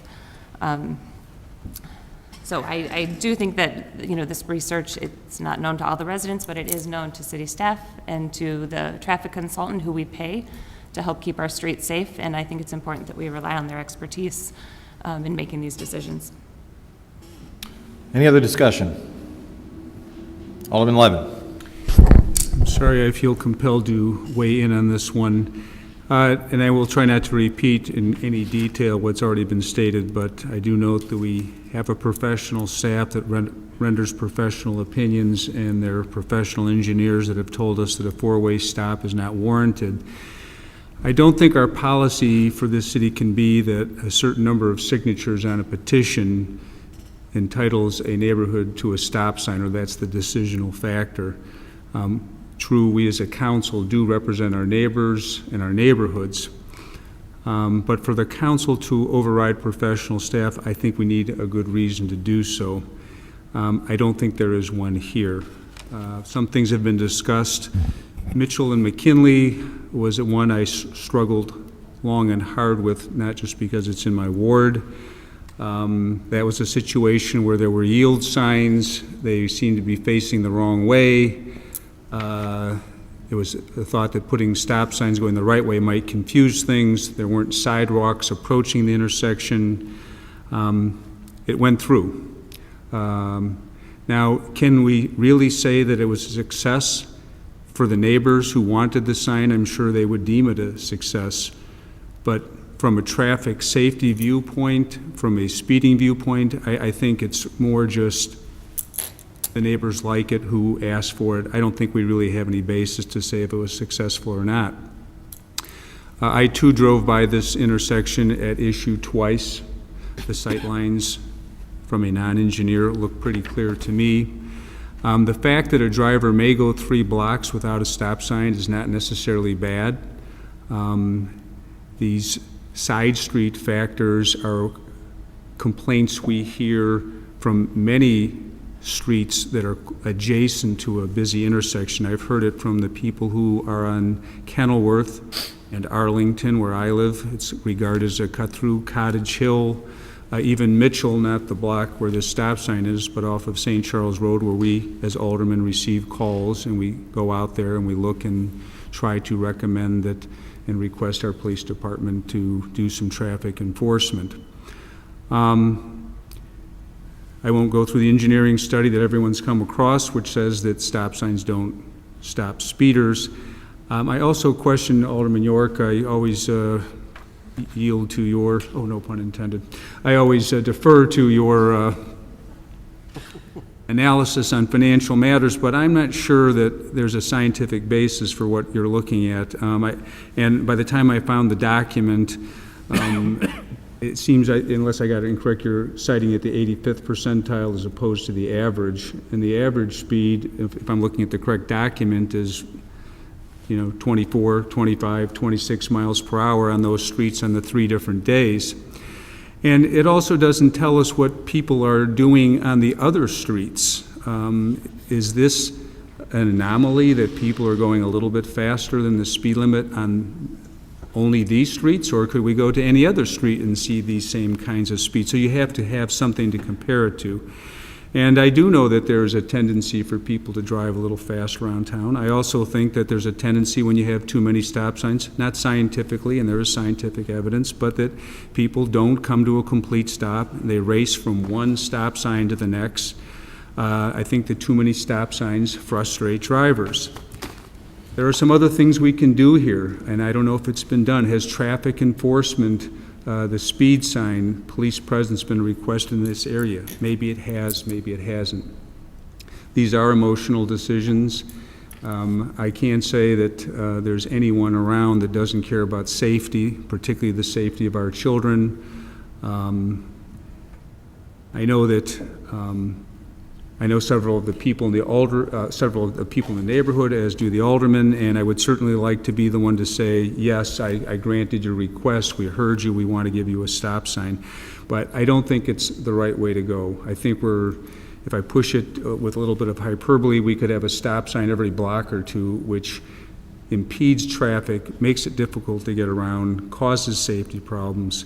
So I do think on this one, I could not support it. Staff has recommended a 2-way stop. I can support that if it comes back in that form or if it's amended, but I just respectfully to all the neighbors, and I heard what you said, but I don't know if you all had the information that's been discussed up here today in terms of how we can better address the safety concern you have, which is by doing the engineering science, and I just can't support this 4-way stop.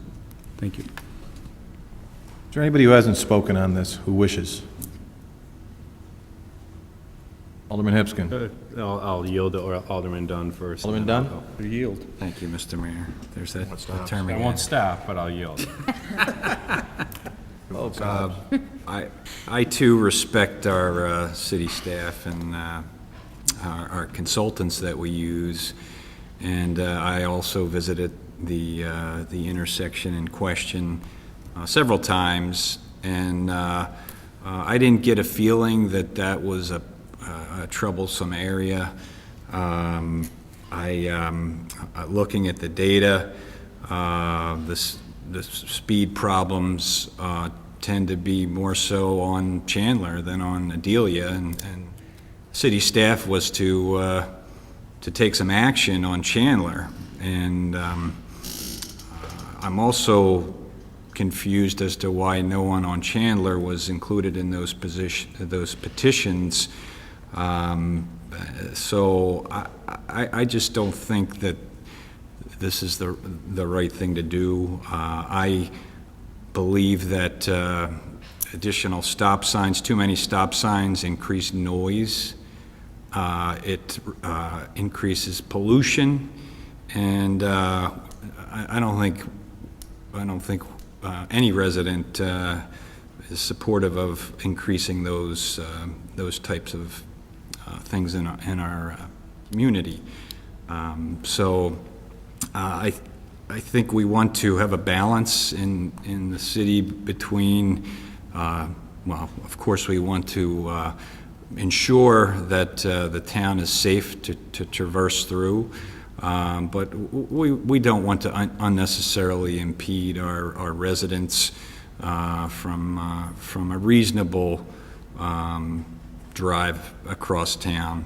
And I don't think this is the right action to take, so I wouldn't support the committee report, but would definitely support staff's recommendations on this. Thank you.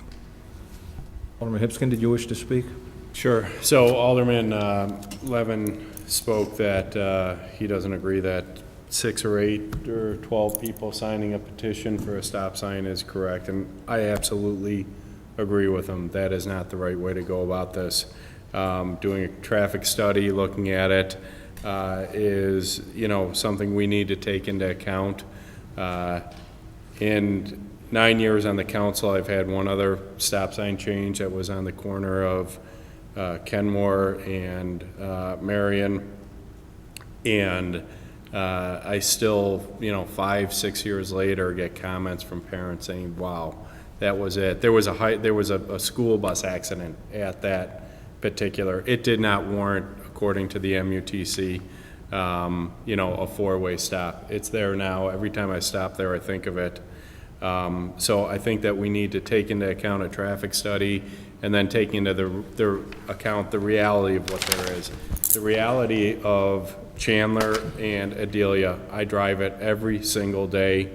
On the weekends, 5, 6, 7 times a day, certainly during the week, at least twice. I hate the intersection. I have to stop on Chandler both ways, especially heading north at 5 o'clock. People, they go too fast. It is not a safe piece. You know, Alderman Bram talked about a study done in 1986.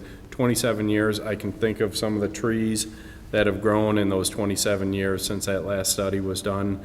I have to stop at the intersection every time. I mean, I've almost been in an accident there myself twice, especially if it's slippery out. It just does not have a good feel when you're on Adelia heading west or Chandler heading south. Those are tough. If it's almost a natural. For me, I just stop there. I just stop there because I don't have enough time to look around some big trees, around some bushes, around a big evergreen. Common sense tells me when they propose the 4-way stop, I said absolutely support it because I drive it every day, and I do not like that. And it certainly is worse at very early in the morning and then later at night around, you know, and what's a correlation there? It's kids going to school, you know, kids coming home, people coming home from work. It's a dangerous intersection, and I definitely support this. That's all I have to say. Thank you, Alderman Hipskin. Before we start our second round, I just want to remind the council that we still have a significant portion of our agenda to go. I certainly don't want to discourage any conversation, but hopefully we can add to the conversation as we move forward.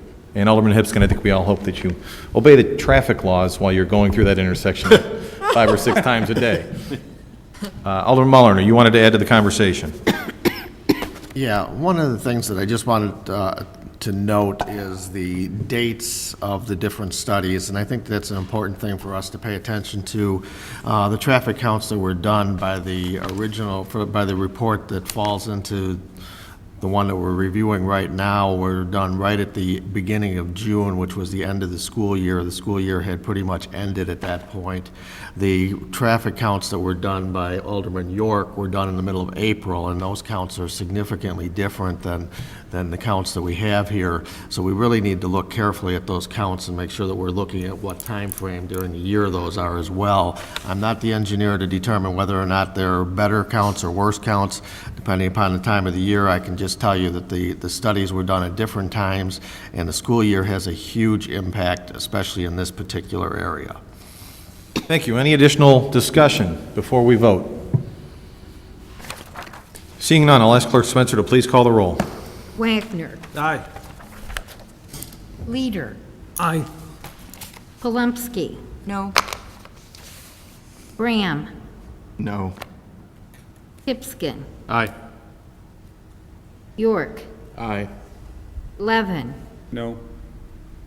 Healy. Aye.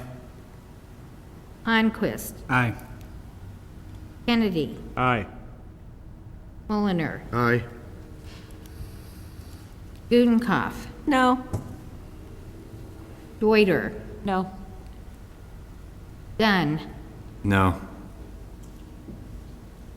All right, it looks like 8 ayes and 6 nays. 8 ayes and 6 nays. That motion carries. On to agenda item committee reports 8.1. Clerk Spencer, if you could read the GO bond report, please. 8.2, but who's counting? 8.2. Did I say 8.2? No, you said 8.1, but who's Well, counting? let's go with 8.2. Okay, All right. that sounds good. All right. It is therefore the recommendation of the Finance, Council Affairs, and Administrative Services Committee that the City Council authorize the refunding of the 2003 general obligation bond issue. Current principal balance on the GO bond issue is $7,420,000, and authorize the addition of $2,250,000 new money to the refunded bond issue to be used to finance currently budgeted infrastructure improvements. Signed by Kevin L. York, Chairman, Bob Dunn, Vice Chairman, Stephen W. Hipskin, and Marty Deuter. Very good. I would ask for a motion to approve the recommendation to put this in. Alderman York with a motion to approve, and Alderman Dunn with a second. Alderman York, you want to kick this one off for us? Sure, and I'll try and keep it brief. The reason I asked that this be put on the reports part of the agenda is because this is thanks to city staff and thanks to our professional financial professionals. This is a good news story for the city of Elmhurst. The refunding of these bonds in a market that has favorable interest rates for municipal bonds is a good thing, and will save the taxpayers of the city probably in excess of $500,000 over the next 5 to 6 years on the original 7.42 million balance.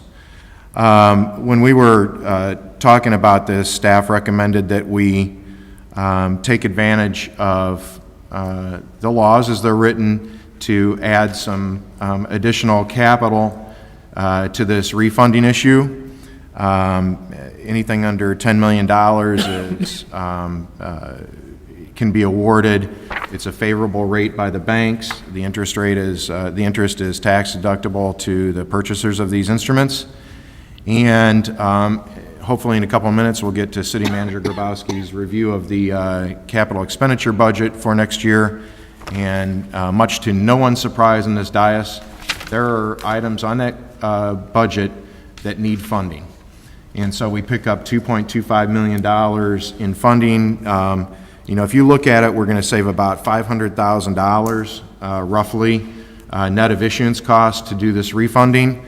The actual cost to borrow the $2.25 million is $561,000. So we're actually getting $2.25 million for about $60,000 in interest because of the action we're taking tonight.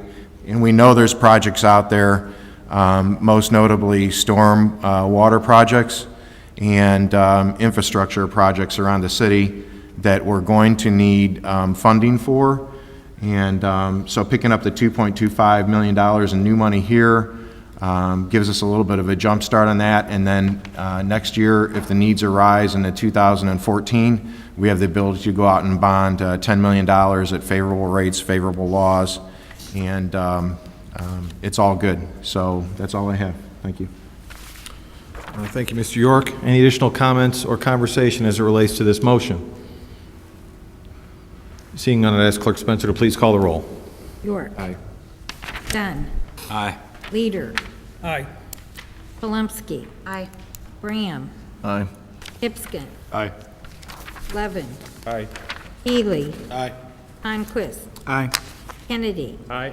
Mulliner. Aye. Wagner. Aye. Gutenkopf.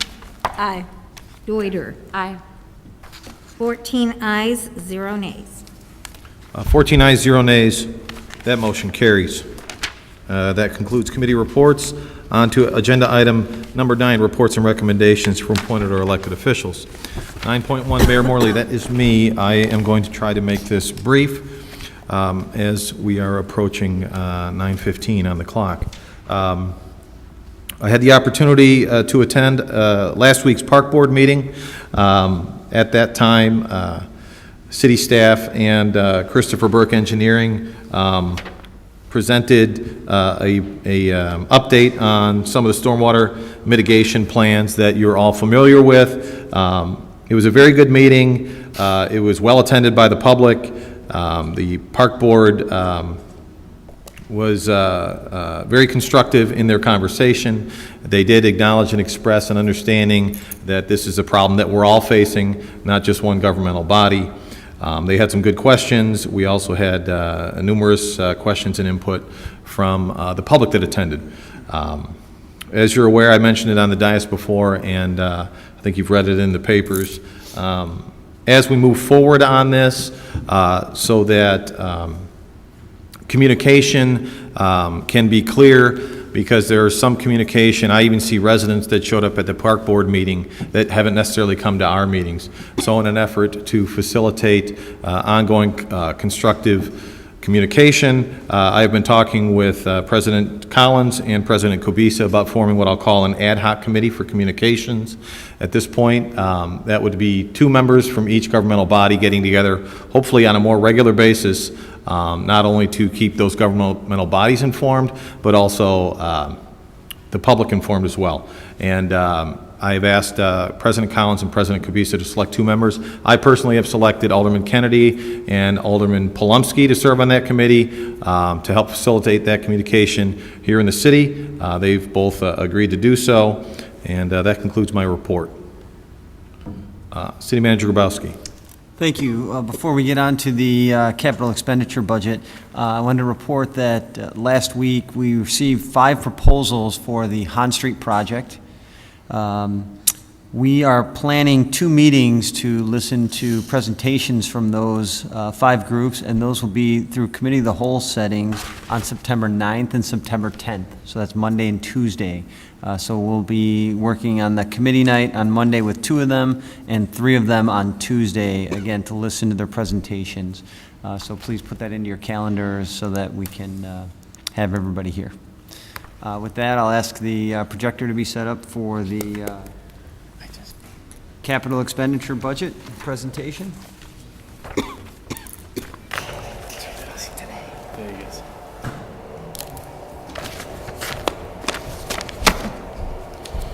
Popcorn ready? Can't wait.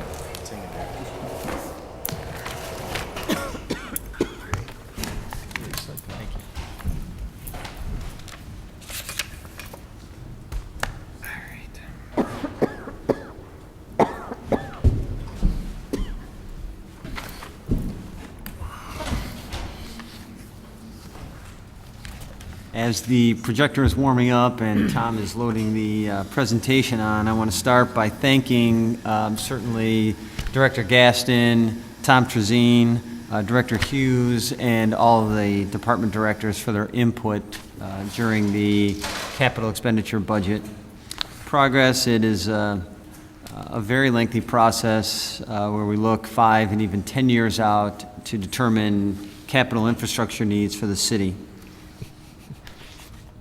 We need a new lamp. Oh. Better go fast to make it through. Yeah, let me move through quickly before we lose the bulb here. Maybe it's going to be quicker than I thought. Here's where we are in the calendar of budget activity. You received the preliminary 5-year KEB on July 22nd. We're now August 19th for review of that. To remind you, the capital budget objective is to identify, create the comprehensive plan for long-range major capital expenditures for the assets of the city. We identify those as expenditures of $25,000 or more, held for a period of 10 years or more. We have different expenditure classifications, 1 through 6, depending on how essential they are and how much they contribute to the city, and then also prioritize those by essential and immediate need down to optional, but certainly beneficial to the city in other ways. So here is a table that kind of classifies the expenditures by priority over the next 5 years.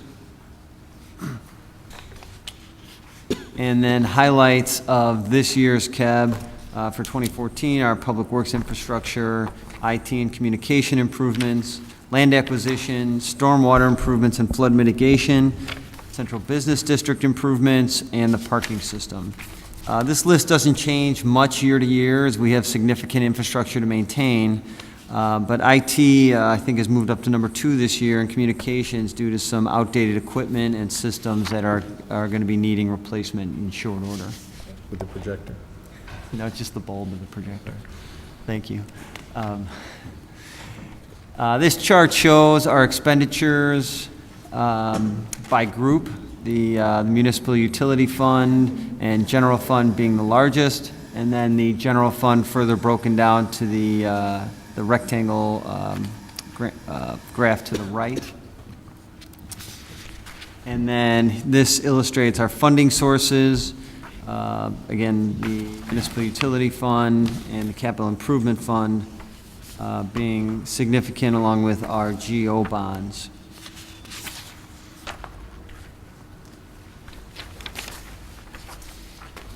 The next table illustrates the funding source by year as we go down from the capital improvement fund down through some grants, operating, the municipal utility fund, and the GO bonds and IEPA loans that we'll need in 2014, and then further out through the next 4 years.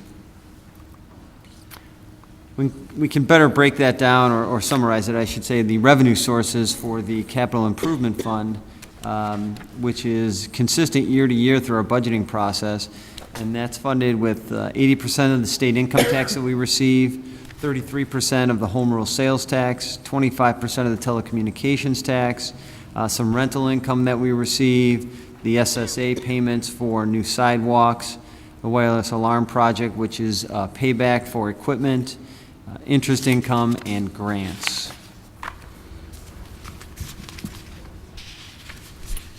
Expenditures typically funded by the Capital Improvement Fund include infrastructure improvements to streets and sidewalks, building improvements to city buildings, parking improvements, stormwater management and mitigation, IT, debt service, and then public benefit improvements that we committed to with the hospital change.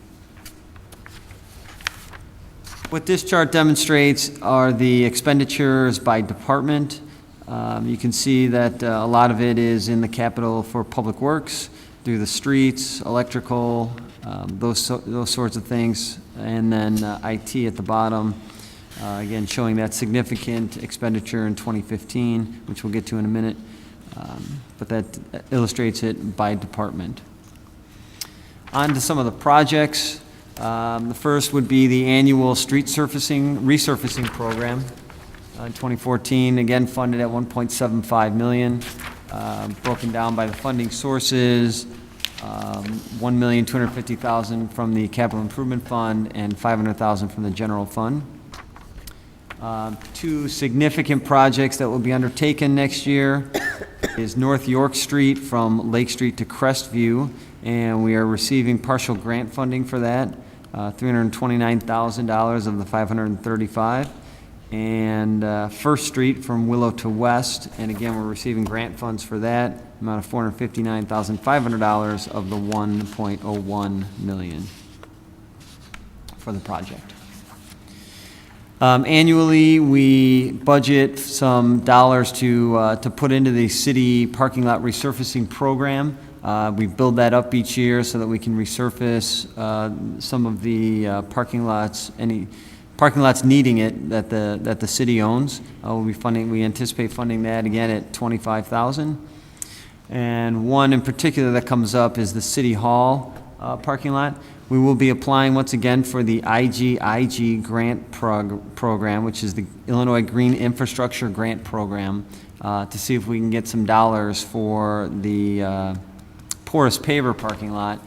We've talked about this at the Public Works Committee, and I believe this is the last year that we will try to do that. If we cannot get the grant, then we will move forward in resurfacing the parking lot as is. It's obviously a significant cost difference. That's why we hope to get the grant dollars for that project. Next is the Prairie Path Underpass at York Street, which we discussed last year. And after introduction of that item, the Public Works Committee has had a couple of discussions regarding the project. The outcome was to continue looking at the project, but to push the project back. In the upcoming budget, we have put funds in to complete the Phase 1 engineering, which will then allow us to pursue additional grant funds. As you can see by the breakdown, right now we have $1.7 million set aside for us in ITEP funding at the DuPage Mayor and Managers Conference. There's still a gap of $1.2 million, and so completing the Phase 1 will allow us to apply for CMAQ funds, which could help bridge that gap. And at that point, Public Works Committee will continue to discuss it. You can see 2015, there's in the breakdown, we skipped 2015 so that we can apply for the grant funds and see if we continue moving forward with the project. Next, we get to information technology, IT improvements. That will go towards, over the next 5 years, improvements in the police RMS system, the ERP system, which is our base computer system for building permits and accounts payable. We need to upgrade that. And then lastly, our telephone system, which is apparently in dire need of upgrading. We are scavenging parts from other phone systems that apparently they no longer manufacture this one, so we're looking everywhere to get parts for that, and it's time to make the upgrade on that. Next, we get to a number of improvements in public works, pretty common for each year though. Water main replacement, hydrant and valve replacement, and the water meter replacement program. Certainly the last one, the water meter replacement program, is significant because that's essentially our cash register for the water system. If those aren't replaced and upgraded, then we could be losing money in the water billing process. And then typical for any municipality, improvement funds for the remainder of the system, and that also goes for the sewer and wastewater treatment plant. We've had significant discussion again at the Public Works Committee over improvements at the wastewater treatment plant. That is our biggest asset, and certainly in need of upgrading to make sure that it continues to comply with EPA regulations. A large chunk of that budget, though, for the wastewater treatment plant and that budget as a whole is the Southwest Elmhurst Wet Weather Control Facility. which is under design right now and out for bidding. Just to remind everybody, God bless you, just to remind everybody, that is an $8.4 million project, and we'll be having a presentation from the engineer on that in the near future. We had to stretch that out a little bit because of a number of other presentations that we had. So we'll have Mr. Hollenbeck here in short order to bring an update to the council on that. This chart illustrates all the improvements that we have scheduled out over the next 5 years just for the wastewater treatment plant and sewer program. Oh, I'm sorry. Alderman Bram? Yeah, just a quick question on the Southwest Elmhurst Wet Weather Control Facility project. And please provide me direction if I'm incorrect. You have budgeted here for 2014 $8.4 million. I thought last year it was budgeted at $6.4 million with $1 million, I don't know, I don't want to call it a slush fund, but $1 million contingency fund, thank you. And so I'm wondering, why is it now at 8.4? Because I thought it should be at most at 7.4 with the $1 million contingency fund. Yes, absolutely. My understanding is that there are some additional benefits that we can provide in the design that will cost a little bit more but provide a much better project, and that's what Mr. Hollenbeck will be bringing to the City Council in short order. We don't have that date scheduled yet, so that the council can understand where that project is and what the cost is at this time. Alderman Bram? Thank you.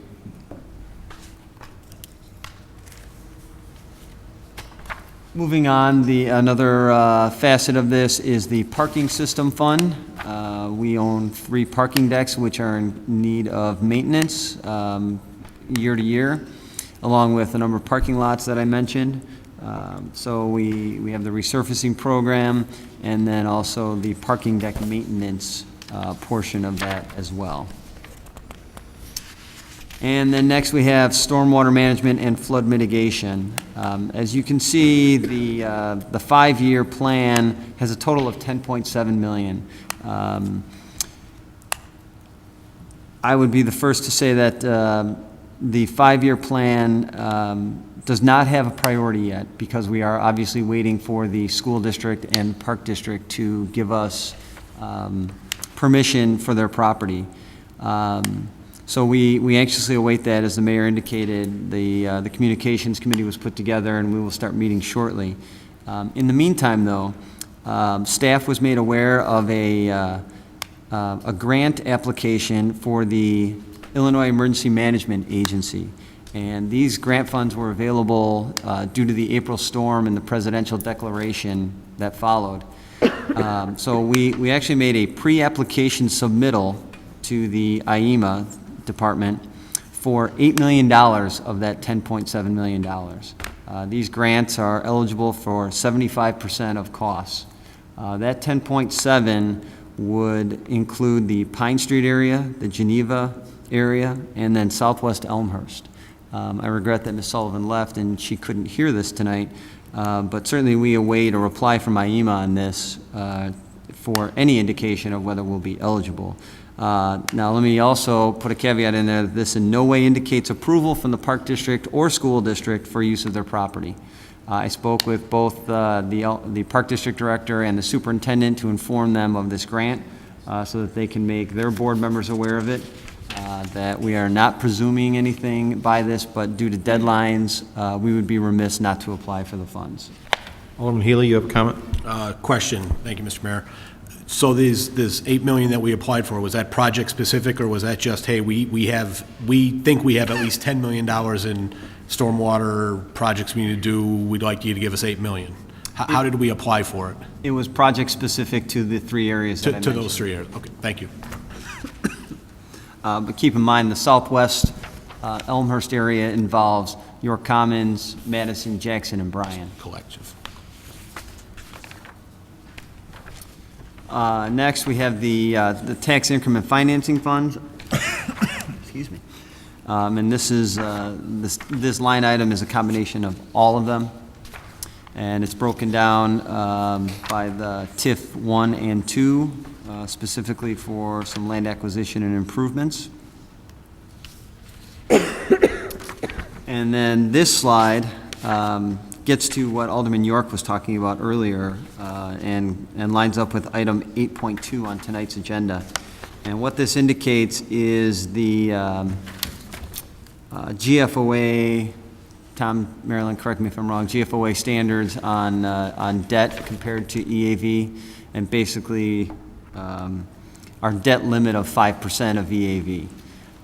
The gray area shaded indicates our 5% of our EAV. If you see, we took a little dip from going back to 08, 09, 09, 10, and we're slowly coming out of that now, it appears. But as you can see, at a high point of 3.4% for the GO debt, and that includes the library,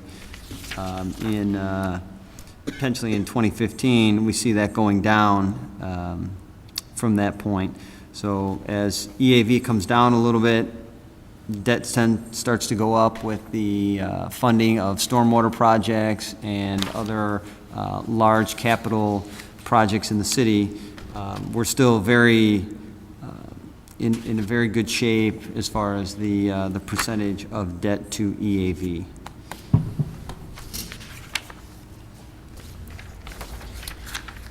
So what's next is that we take the next 2 years of capital and roll that into the operating budget, and committees will review the appropriate city department budgets, and that's coming up. I have a schedule on the next slide. The Finance Committee reviews revenues, and then our city budget team does the budget review with the department heads, and then we bring it to City Council for final compilation and review of the budget. And just so everybody remembers, that goes through, we'll be starting that in October of this year and going through November for approvals. Thank you. Any additional questions for City Manager Grabowski at this time? As he indicated on the timeline and in the presentation, the next 2 years of the capital budget will be really open to kind of a deep dive and review during our upcoming budget season, which, as you all know, is now in the fall and not in the spring. But if there's any questions about the presentation Alderman Grabowski had, please feel free to ask at this point. Any questions before we move on? Seeing none, we will move on to agenda item number 10, that is ordinances. Before I ask Clerk Spencer to read the ordinance, I will remind the council that on the consent agenda 7.9, they approved a report for the Lincoln School Dad's Bag Tournament, and part of that recommendation was to suspend rules due to a timing issue. That is why we are voting on this ordinance this evening. That having been said, Clerk Spencer, would you please read the ordinance? An ordinance approving and authorizing the execution of a non-exclusive license agreement by and between Matthew Butte and the City of Elmhurst, DuPage and Cook Counties, Illinois, Lincoln Dad's Bags Tournament.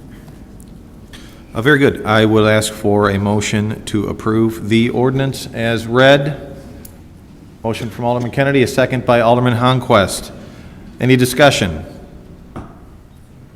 No discussion. Clerk Spencer, please call the roll. Kennedy. Aye.